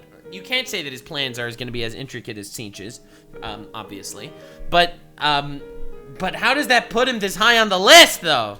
Much like what happened when he defeated the Void Dragon, imprisoned it. Well, yeah, he beat a Catan. Never mind. Fuck. You're right, he beat a Catan. Oh, yeah!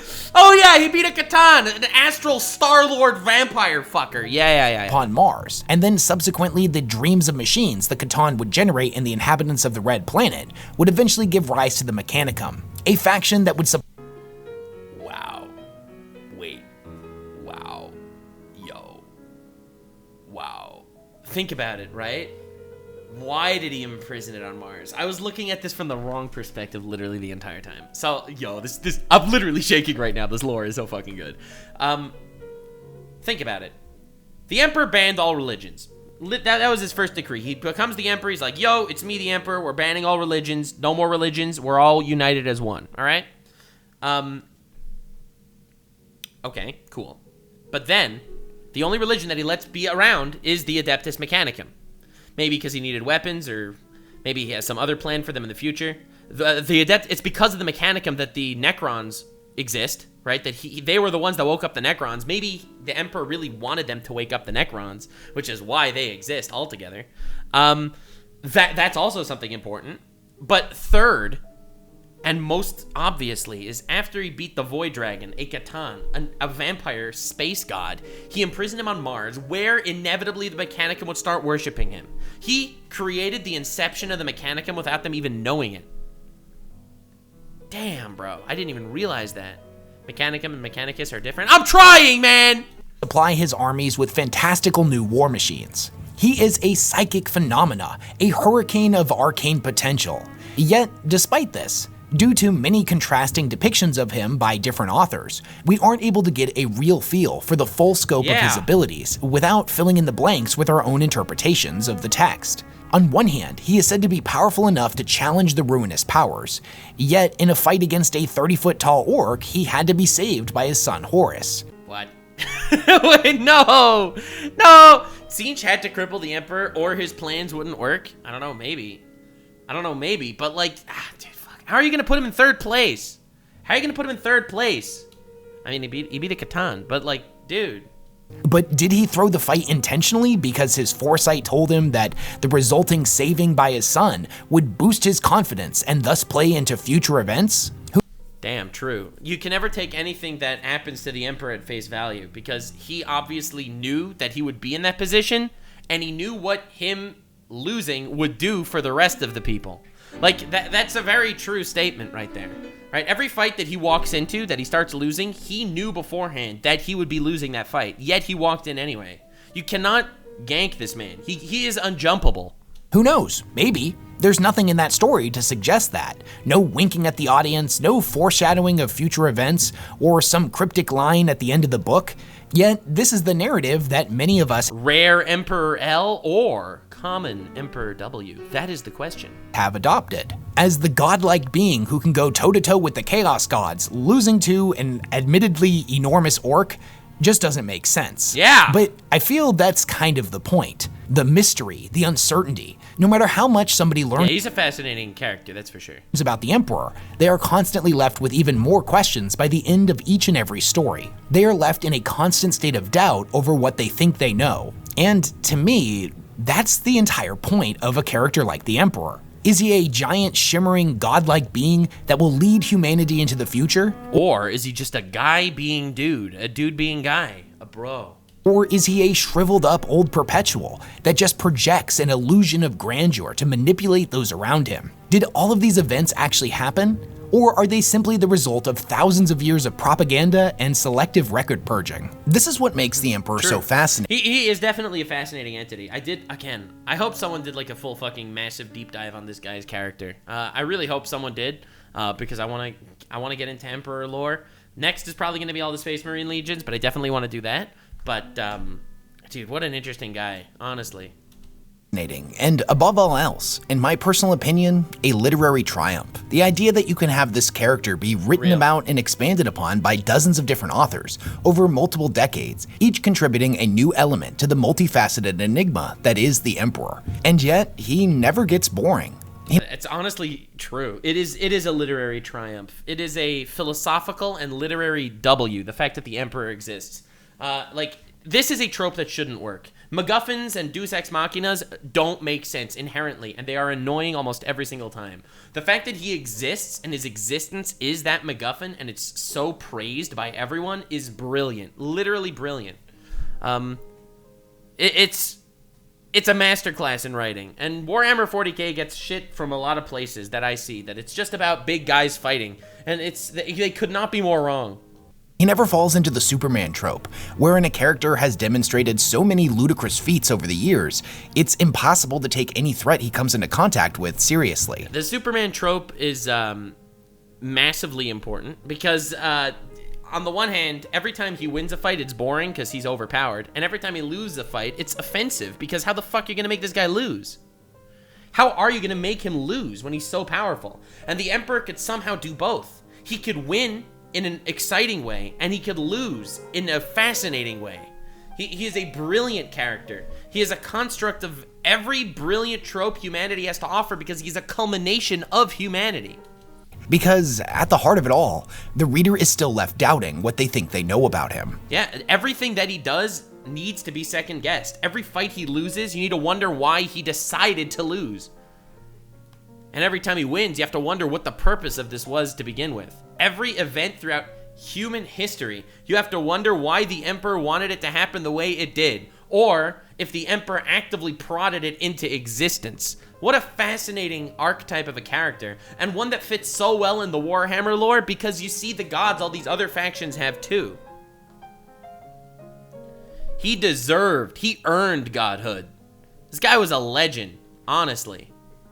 I'll fully admit, and we're gonna do a deep dive on this guy for sure, that the Emperor is one of my favorite characters. Not only is he deeply fascinating, but he's inspired more debates and late-night deep dives of obscure lore than any other character I can think of. Yet, because of his unknowable nature, assessing his true power level after his ascendancy to the realm of the spiritual is an impossible task.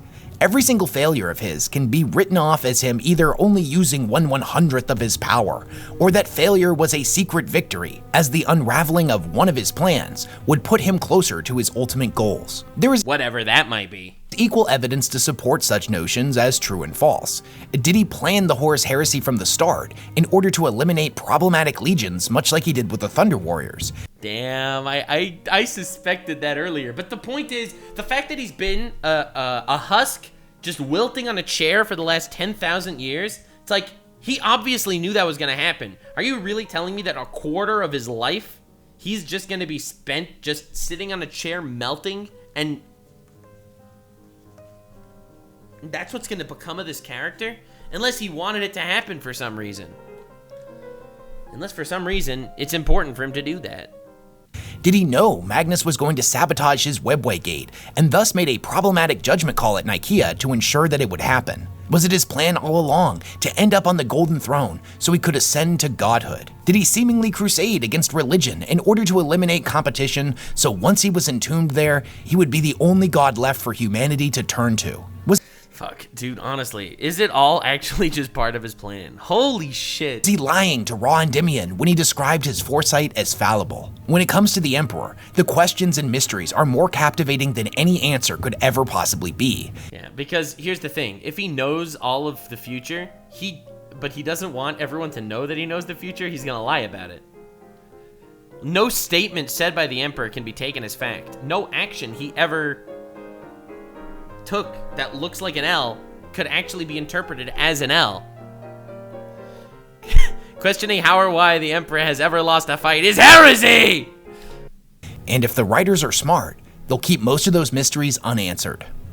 Aside from the examples of physical strength that I mentioned at the beginning of this, we also know that in Warhammer, beliefs have power. The more people believe in something, the more it begins to manifest in the warp. The Emperor has been worshipped as the one true god of humanity by quintillions of people across the galaxy for over 10,000 years.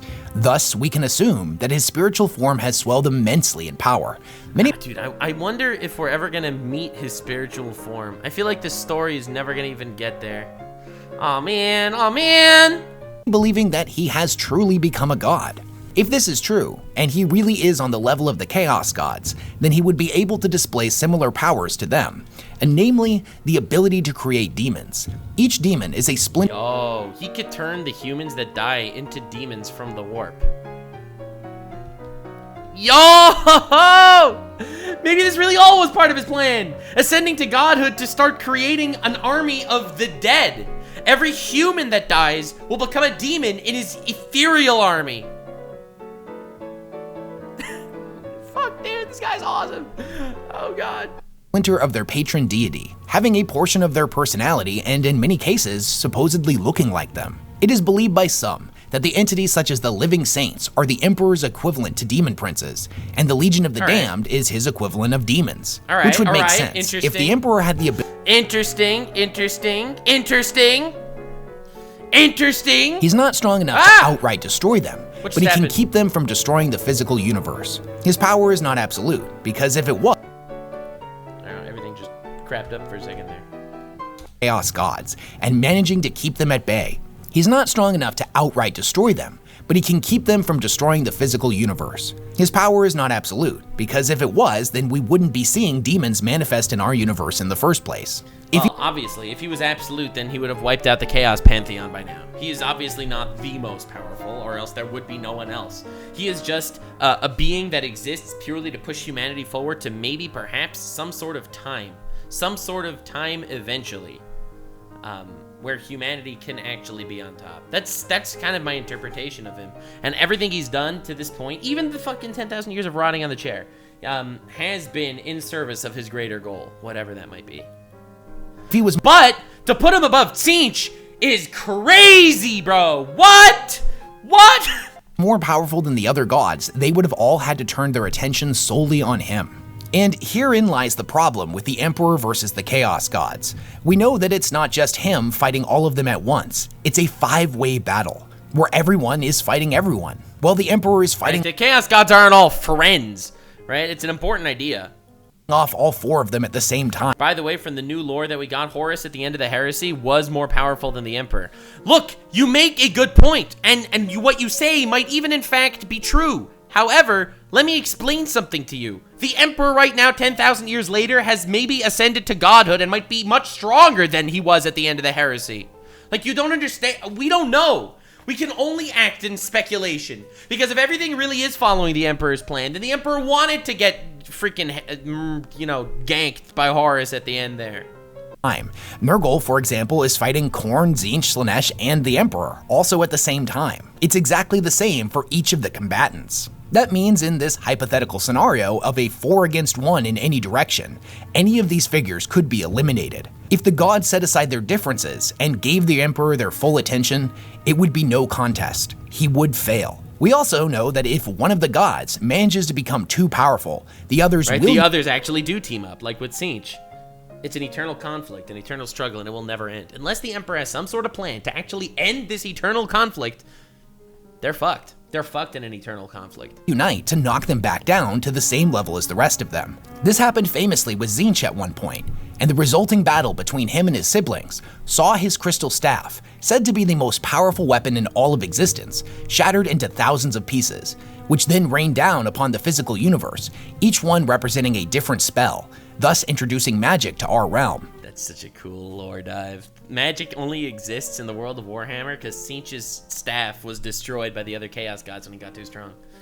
Even though Khorne is said to be the most powerful of all of the ruinous powers in the— Well, we know who's coming up soon! Current setting, the other gods have not deemed him a sufficient enough threat to— He's powerful, but he's not powerful enough to have all the other Chaos Gods actually team up. It's a really interesting, it's a super interesting dynamic, right? And where no actual future can be obtained. Anytime they become too strong, the other Chaos Gods just team up to form an alliance. We can assume with that it is the same for the Emperor. He's powerful enough to be a problem, but not powerful enough for them to unite against. It is said that from our perspective, the Emperor is growing in power every single day, as more and more of the beliefs, hopes, and love of humanity funnels into him. That's probably beautiful. And that's probably his plan. He swells in might and will one day overpower the Chaos Gods. Maybe. At least that's what we're hoping. It's similar to how the decadence and extremes of the Eldar swelled over time and eventually gave birth to Slaanesh. They started off as non-existent and grew more powerful over time until a breaking point was finally reached. And bro, they are literally waiting. They are sitting there and they are gooning over the Emperor until eventually they nut. And that proverbial nut shakes the galaxy! They rip their way into our reality. Eventually the Emperor will become so powerful he will floop the pig and it will be over! However, it's important— Thanks, chat. To remember that in Warhammer, when we speak of the Immaterium, time is meaningless. The Chaos— Yeah, right? Anything that ever happened is happening in the warp. Chaos Gods refer to Slaanesh as having always existed. Even though Slaanesh was born canonically in the year 40k. Even though we— or 30k or whatever. In the physical universe have an exact date when they were born. The gods are simultaneously at their weakest and strongest points. They have always and never existed at the same time. To me, this means that we will see the Emperor become more active over time, and it will appear as if he is getting stronger. But his battle in the warp against them is like trying to measure the immeasurable. The escalation is as ultimately irrelevant as it is impossible to quantify. But perhaps that's the point. Perhaps he will never be strong enough to kill the other gods. Yeah, none of them will ever beat each other, because if they would be beaten, then they have already been defeated. It is an eternal conflict. I mean, the thing is, all the different gods here are all culminations of an ideal, right? It seems like the Emperor gets stronger with the love of humanity, and that heavily implies the fact that humanity will never truly be eviscerated in the world of 40k. Because if they ever do get wiped out, then the Emperor's gonzo, and if the Emperor would ever be gonzo, then the Emperor would never have existed in the warp at all. So, it seems like humanity definitely has a foothold on eternity right now, but it also definitely seems like none of the Chaos Gods are ever going to properly be defeated. They all are kind of eternal here. As long as the concept of rot exists, Nurgle will exist. As long as the concept of change exists, Tzeentch will exist. As long as the context of hedonism exists, then Slaanesh is going to exist. None of them will ever beat each other. They will only just wax and wane in their power based on the given reflection of the modern world. Maybe introducing a god of order to the pantheon. That's what I was. Yes! The god of order. Bring balance to the immaterium. Maybe that was his plan all along. Ascend to become a god of order. And maybe that's the best we can hope for. Number 2. Oh god. Khorne is only number 2? I thought he was gonna be number 1! Blood for the blood god! Skulls for the skull throne! Corn for the cornfields! Someone floop the goddamn pig! Someone floop the pig!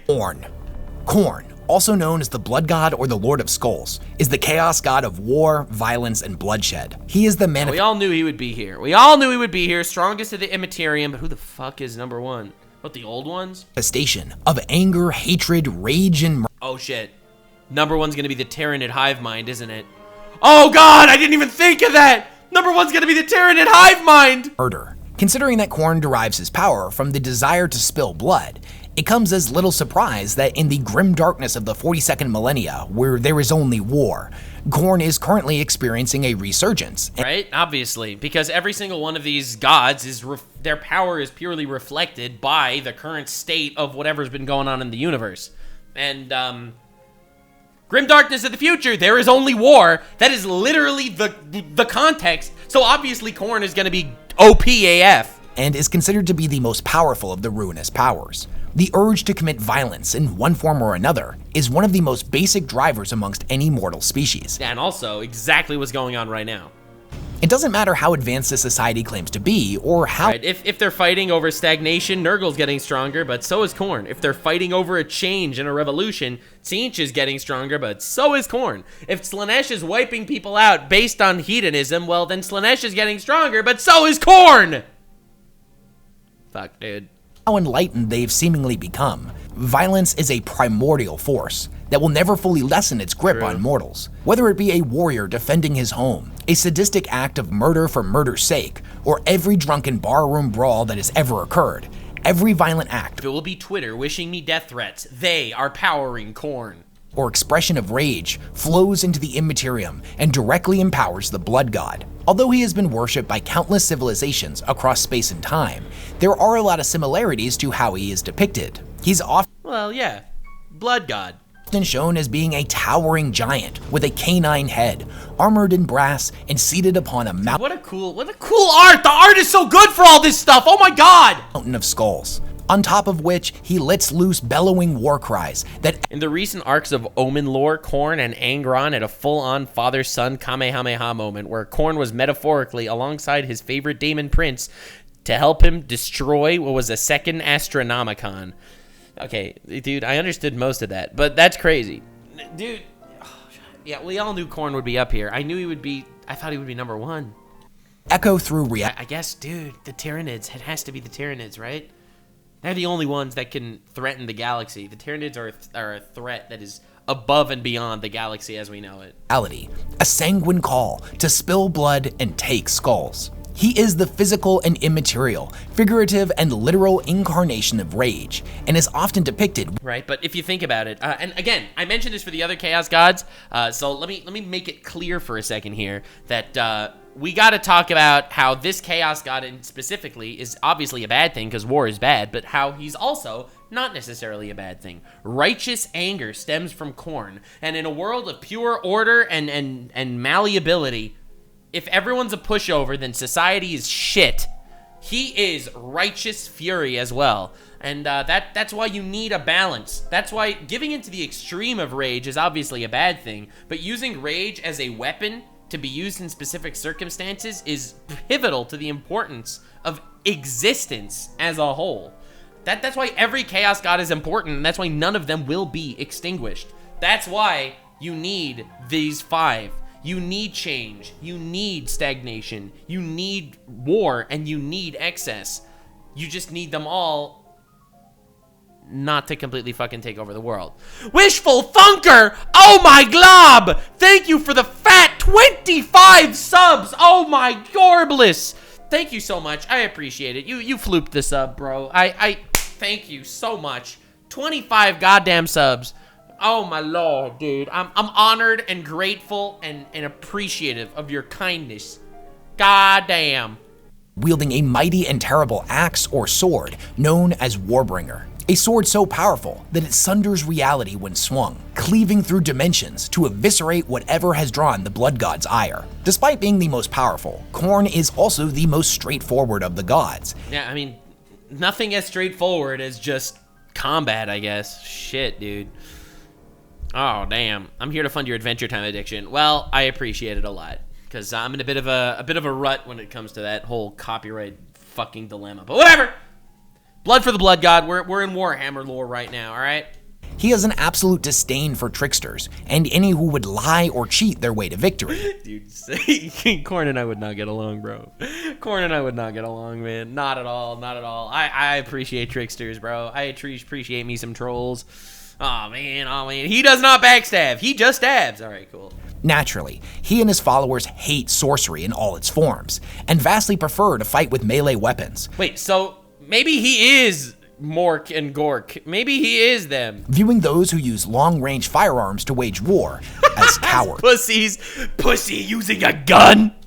The earliest lore on Khorne depicted him as a multifaceted god, of not just rage and blood, but also one of honor. Although the Right? Damn. further along we move in the timeline and the more 40k lore gets updated, Khorne's honorable side has mostly taken a back seat. Although him and his followers still maintain certain convictions about how war should be fought, at the end of the day, Khorne cares not from whence the blood flows, only that As long as it fucking flows. When it comes to his mythology as a literal figure, we do have a pretty good example of his raw physical strength. Ooh, let's go! Let's go, dude! All right, bro, finally. Feats. Actual feats. Wherein one of his most esteemed bloodthirsters, Skarbrand, sought to overthrow the blood god after having been manipulated by Tzeentch into thinking he actually stood a chance against. Oh, Tzeentch, you fucking beautiful bastard. Oh, dude, bro, I love Tzeentch so much. Man's actually the GOAT. You manipulated him to thinking he could overthrow Khorne. Oh, you jokester. When Khorne's back was turned, Skarbrand threw everything he had into a single blow with his axe. A blow that was said to be so powerful, it could have split entire worlds. Okay, that's scary. This didn't even dent Khorne's armor. No! No! Oh my god, actual planet-cleaving attack.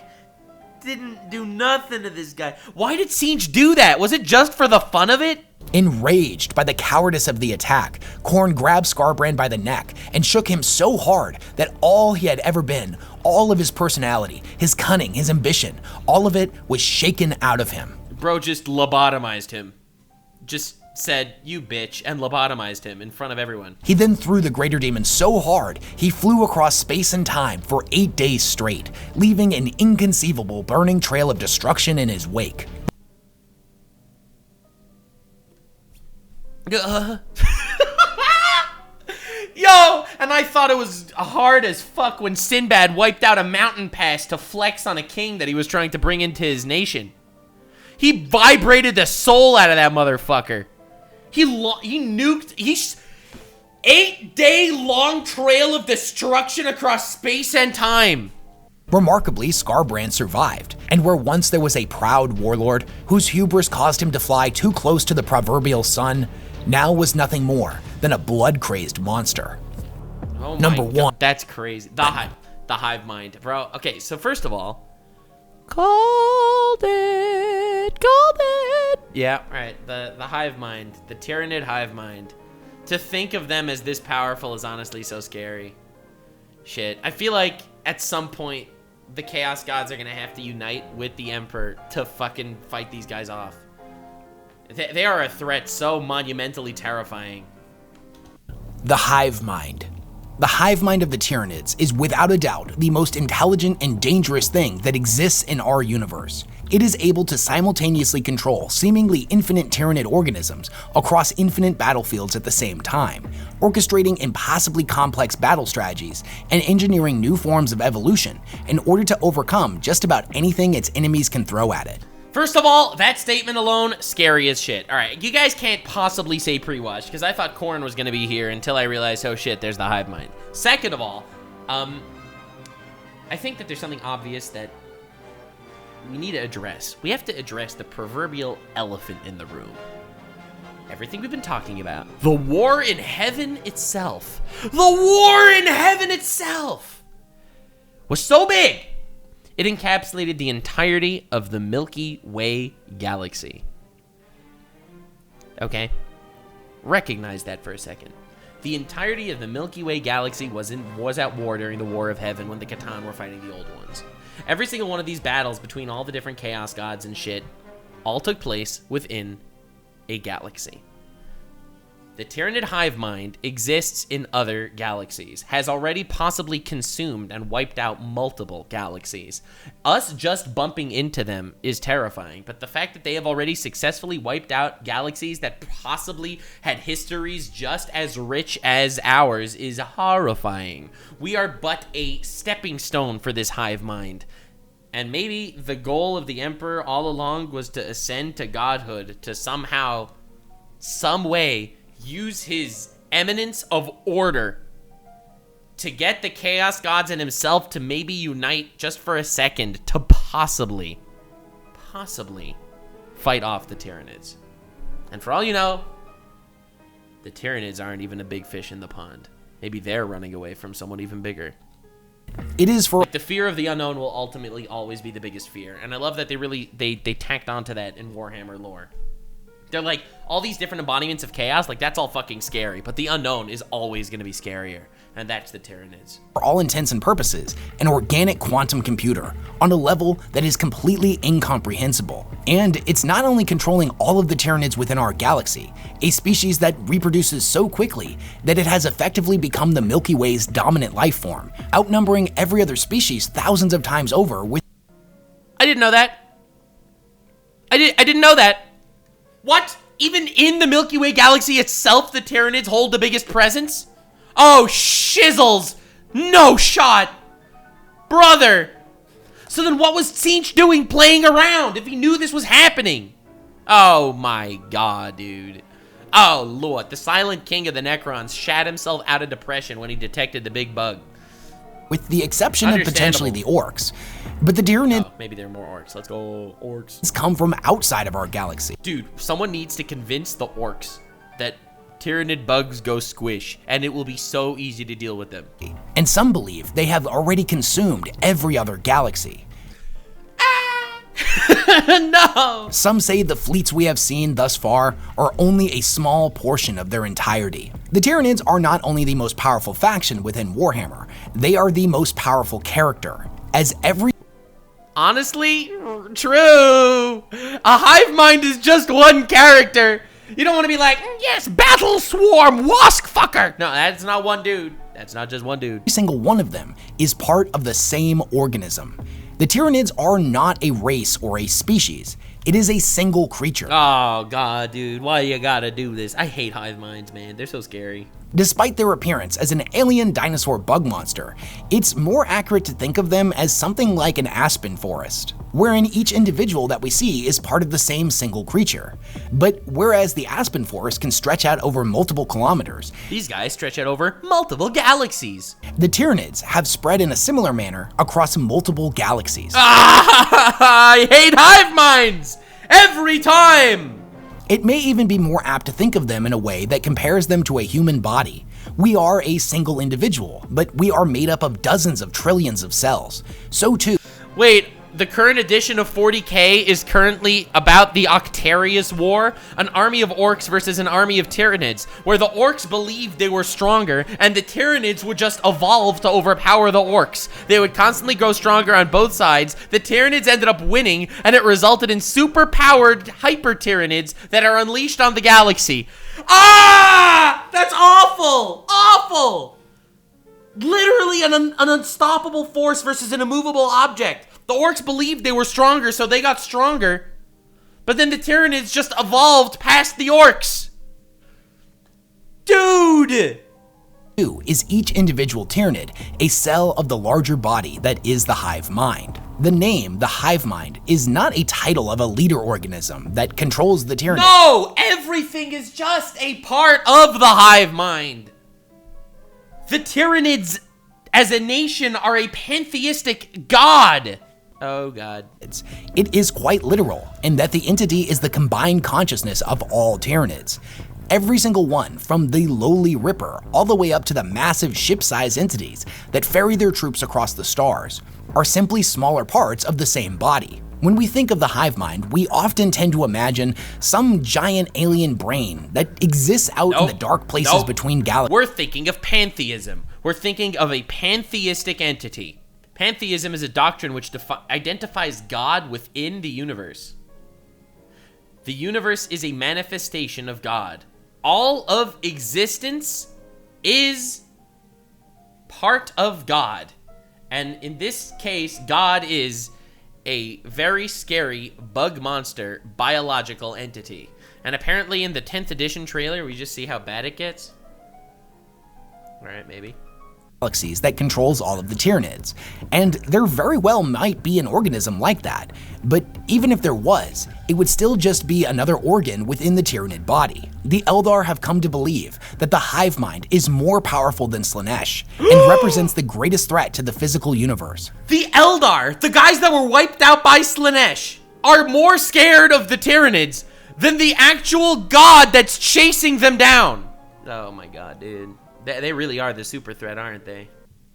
This is a passage from Wraithflight, where one of the Eldari is able to, for a moment, tap into the hive mind's consciousness. Beyond the shield, she saw the great dragon's true form, not the hideous intrusions into the mortal realm that swam the Black Star Sea, nor as a Farseer might see it, as a great and braided cable of malicious fate dominating all the skein. The first was merely part of the whole, the second, psychic abstraction. What Lyanna instead saw was the reality of its soul. It was a great shadow when seen from afar, a wave of dread and psychic blindness that preceded the Hive Fleet's arrival. But the greatest shadows are cast by the brightest lights, and seen closely, the soul of the hive mind shone brighter than any sun. It's such a scary idea. It's such a scary idea. Because the obvious question is when you hear about this, all right, I'll finish the quote first. So close now that she perceived the rigid topography of its mind, larger than star systems, an entity bigger than a god. How? How?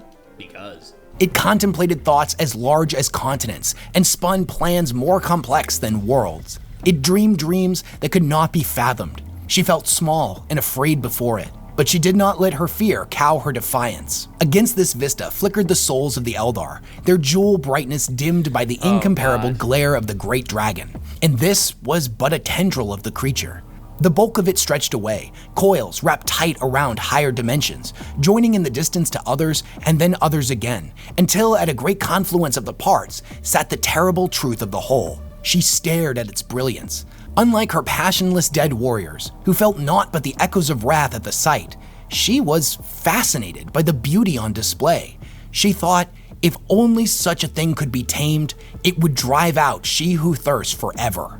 If only its hunger was for things other than the meat and blood of our worlds. Shit, dude. What are they gonna do? What are you gonna do? What are you gonna do? What are you gonna do? What are you gonna do? Perhaps most telling, though, is the hive mind's presence within the warp. And for that, we can look no further than the anti-psychic phenomena the Tyranids generate, known as the shadow in the warp. Right? Because that's a crazy idea. They've evolved past the warp. They've literally evolved past the warp itself. They've evolved to control chaos. Dude, what the fuck? How are you even gonna get past this? It's like, are you writing yourself into the biggest corner of all time with these guys? Because even right now, in the sake of this world, that's why Tzeentch can't predict them, because they have evolved to the point that they live outside of Tzeentch's plans. It's basically a massive null field around the Tyranids that blocks all connection to the Immaterium. If you are familiar with the Sisters of Silence in 40k, or blanks in general, you know they are an individual person that produces a similar field. Being in the presence of such a creature is physically painful for psychers, and elongated exposure can cause, in some cases, severe physical and psychological damage for them, let alone the fact that in the presence of a blank, they cannot utilize their powers. The size of— Right, that's why they have the Sisters of Silence guarding the Emperor, right? The Emperor is guarded by the Custodes, the strongest, basically, mortal soldiers, and the Sisters of Silence, these anti-psychic creatures that purely exist to fuck up psychers that want to mess with anything. Which is a very important idea, right? So every single one of them in this hive mind are evolving this blank gene. Evolving, oh my god, dude. This null sphere is different from blank to blank depending on their ability. But when you take the Tyranids as a singular organism, their null field is just on a completely incomprehensible scale. Because if they evolve to that point, it's not just going to be the individual little psyker guys that are going to have the null field. It's going to be every single Tyranid, which is just part of a whole. The entire hive mind is going to be radiating anti-psyker energy. Every conflict in this entire universe, the Chaos Gods, the Eldar, Slaanesh, it's all a joke. It's a joke with the looming threat of the Tyranids that just sent their scouts into the galaxy for now. That literally blocks out sections of the warp. There was an interesting passage in the novel Darkness in the Blood. Yeah, for those of you that don't know, there's literally 400 books of this series so far. It's crazy. Wherein a ship traveling through the warp became besieged by demons. The situation is pretty bleak until a vast darkness falls over the ship and utterly snuffs out the invaders. And then a sea change. The warp altered, though subtly at first. Rosalys had little experience as a navigator of ships. Had he been born to the role, he might have noticed it sooner. Like ancient mariners, tasted the shift from salt to sweet in the waters of Terra's lost oceans. But soon it became apparent to him that the tempest was calming. The shrieking idioforms and psychopomps struggled to take shape. Those that manifested... Dude, they're literally unstoppable. Like, I'm just looking at this, and they're literally unstoppable. Like, actual chills. What do you do? Were sucked back to nothingness amongst the energies that birthed them. Colors bled away, currents stilled. A black wall was growing ahead, as impenetrable as the densest fog bank and infinitely more forbidding. The task force sped towards it. The armored angel glinted in front of the darkness and vanished within completely. Against all the laws that governed it, the Empyrean lost its mutability. Blackness seeped from the roiling wall of shadow. The visions and images weakened and then stopped altogether. There was a brief passage through warp space of a primordial calmness, smooth and bright as a moonlit pond. And then the flotilla plunged into darkness. Dude. A new terror assailed Raculus. You just read these quotes of fighting the Tyranids and you lose all hope of the future. You literally just lose all hope. A vast, godlike mind turned its attention upon the ships. So puissant it quelled the fury of the warp. The hive mind was the truth of the Tyranids. The Blood Angels believed the war beasts that plagued the universe were merely the material extrusion of something far greater. And that thing dwelt in the warp. Right, what a joke, right? The Blood Angels is I think it's a group of Space Marines. And I'm going to do all the Space Marines Legion soon. But, so they fought these giant war beasts that were so powerful. They thought that the war beasts were just like any group of demons. That the god of these demons lived in the warp, and these demons were just an extension of that god. They thought the same thing for the Tyranids, that the Tyranids had some sort of Tyranid god. But no. They are not just a material extrusion of something greater in the warp. They are that something greater. The pressure of the hive mind's regard was immense, crushing Raculus's soul until it felt infinitely small. At great remove, he felt blood trickle from the corners of his mortal eyes. He just looks at their mind and lobotomizes himself. Oh my god. The Tyranid alone, the hive mind alone is the honored one. Bro, Gojo, sit down. The idea that the hive mind is a larger threat than the Chaos Gods is also backed up by an Eldar Farseer in the novel Godblight, wherein he states that comparing it to the Catan and the Chaos Gods, the Great Devourer is perhaps a greater threat than all of them. Ah, dude. The Catan and the Chaos Gods are just a joke compared to these guys.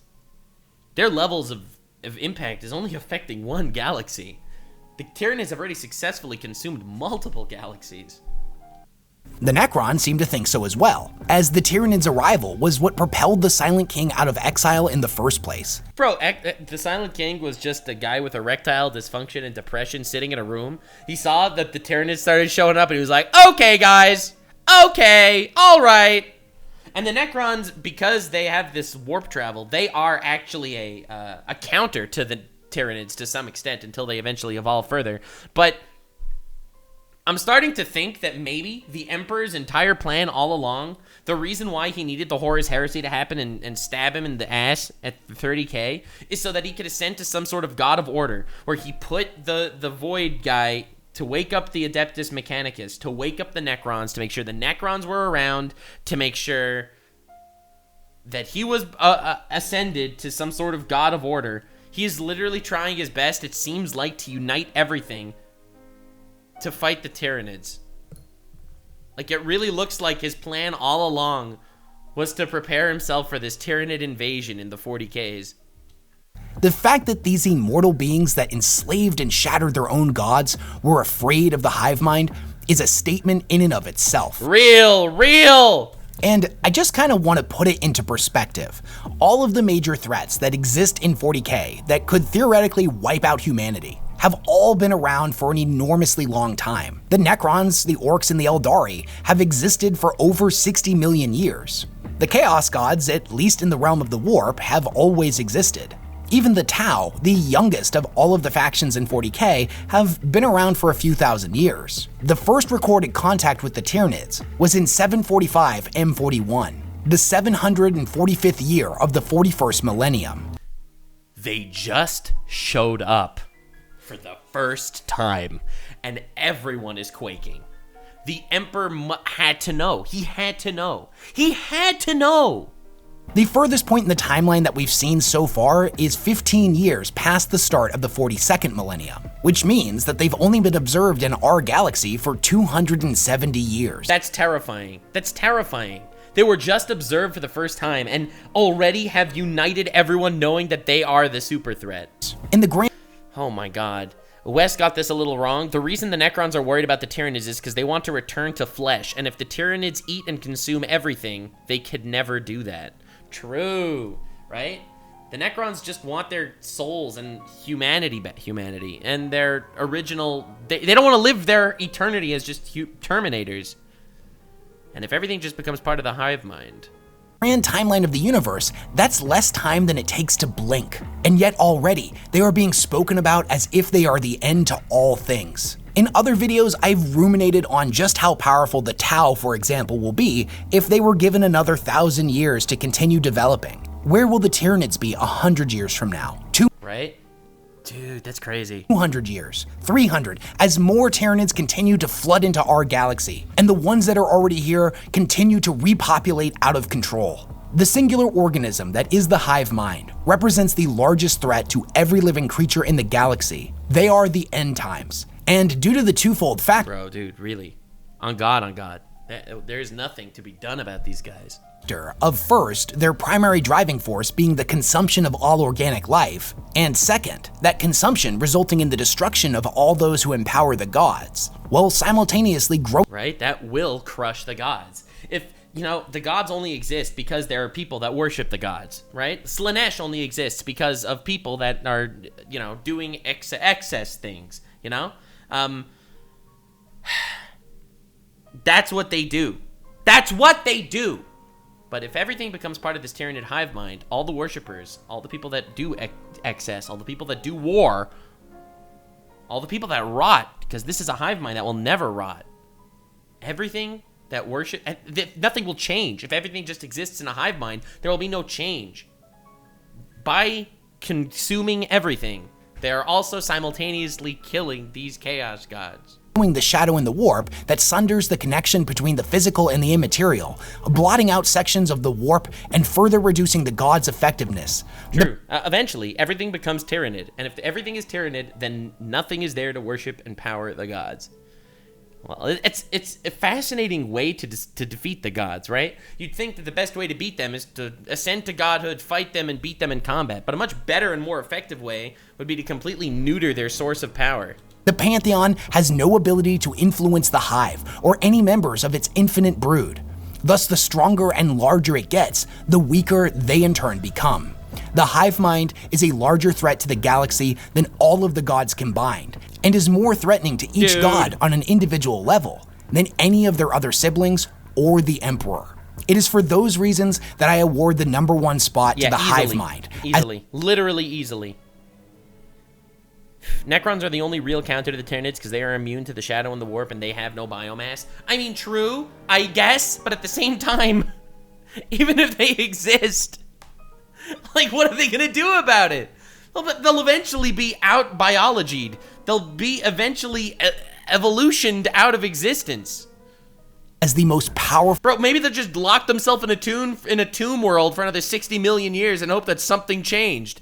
I don't know what the hell they're expected to do here. ...full entity in all of Warhammer 40k. But what do you guys think? Do you agree with my list, or would... Well, I agree with this one. They are definitely the super threat. You change the order around? Is there somebody that definitely deserved to be on this list that I forgot to include? Who do you think is the most powerful character in 40k, and who do you think is the weakest? What's a character that you think is currently not super powerful, but in the future may come to be one of the strongest figures in the entire galaxy? Who knows? I'm super... Dude, this is crazy. I mean, I do think at the end, somehow the Emperor will be up there even higher. I think he'll definitely be stronger than Khorne at some point. I think he will definitely be stronger than Khorne. He will definitely get the #2 spot and somehow find a way to bridge the gap between Order and Chaos and get them to team up against the Tyranids. Shit, man. Like, what are you gonna do? Super curious to hear your thoughts in the comments down below. Yeah, definitely check out Mr. Weshammer. This was a good video. But, God, dude, what a crazy, wild ride this has been. What just a bonkers ride. These characters are all larger than life. All right, 10,000 likes, we dive into the Space Marine factions, all right? We are going hard on the Warhammer lore. We will know everything. Everything will be known. The Tyranids are mega slow. It's not imminent. It's pretty imminent. They just showed up 200 years ago into the galaxy, and they already outnumber every other race. Hello, that's pretty imminent. All right. All right. We'll see where this goes. We'll continue diving down Warhammer lore in the future. Stay weird, fam. If you made it to the end, click one of these 2 videos, which also will definitely get me canceled. See you live on Kick. Stay weird, fam.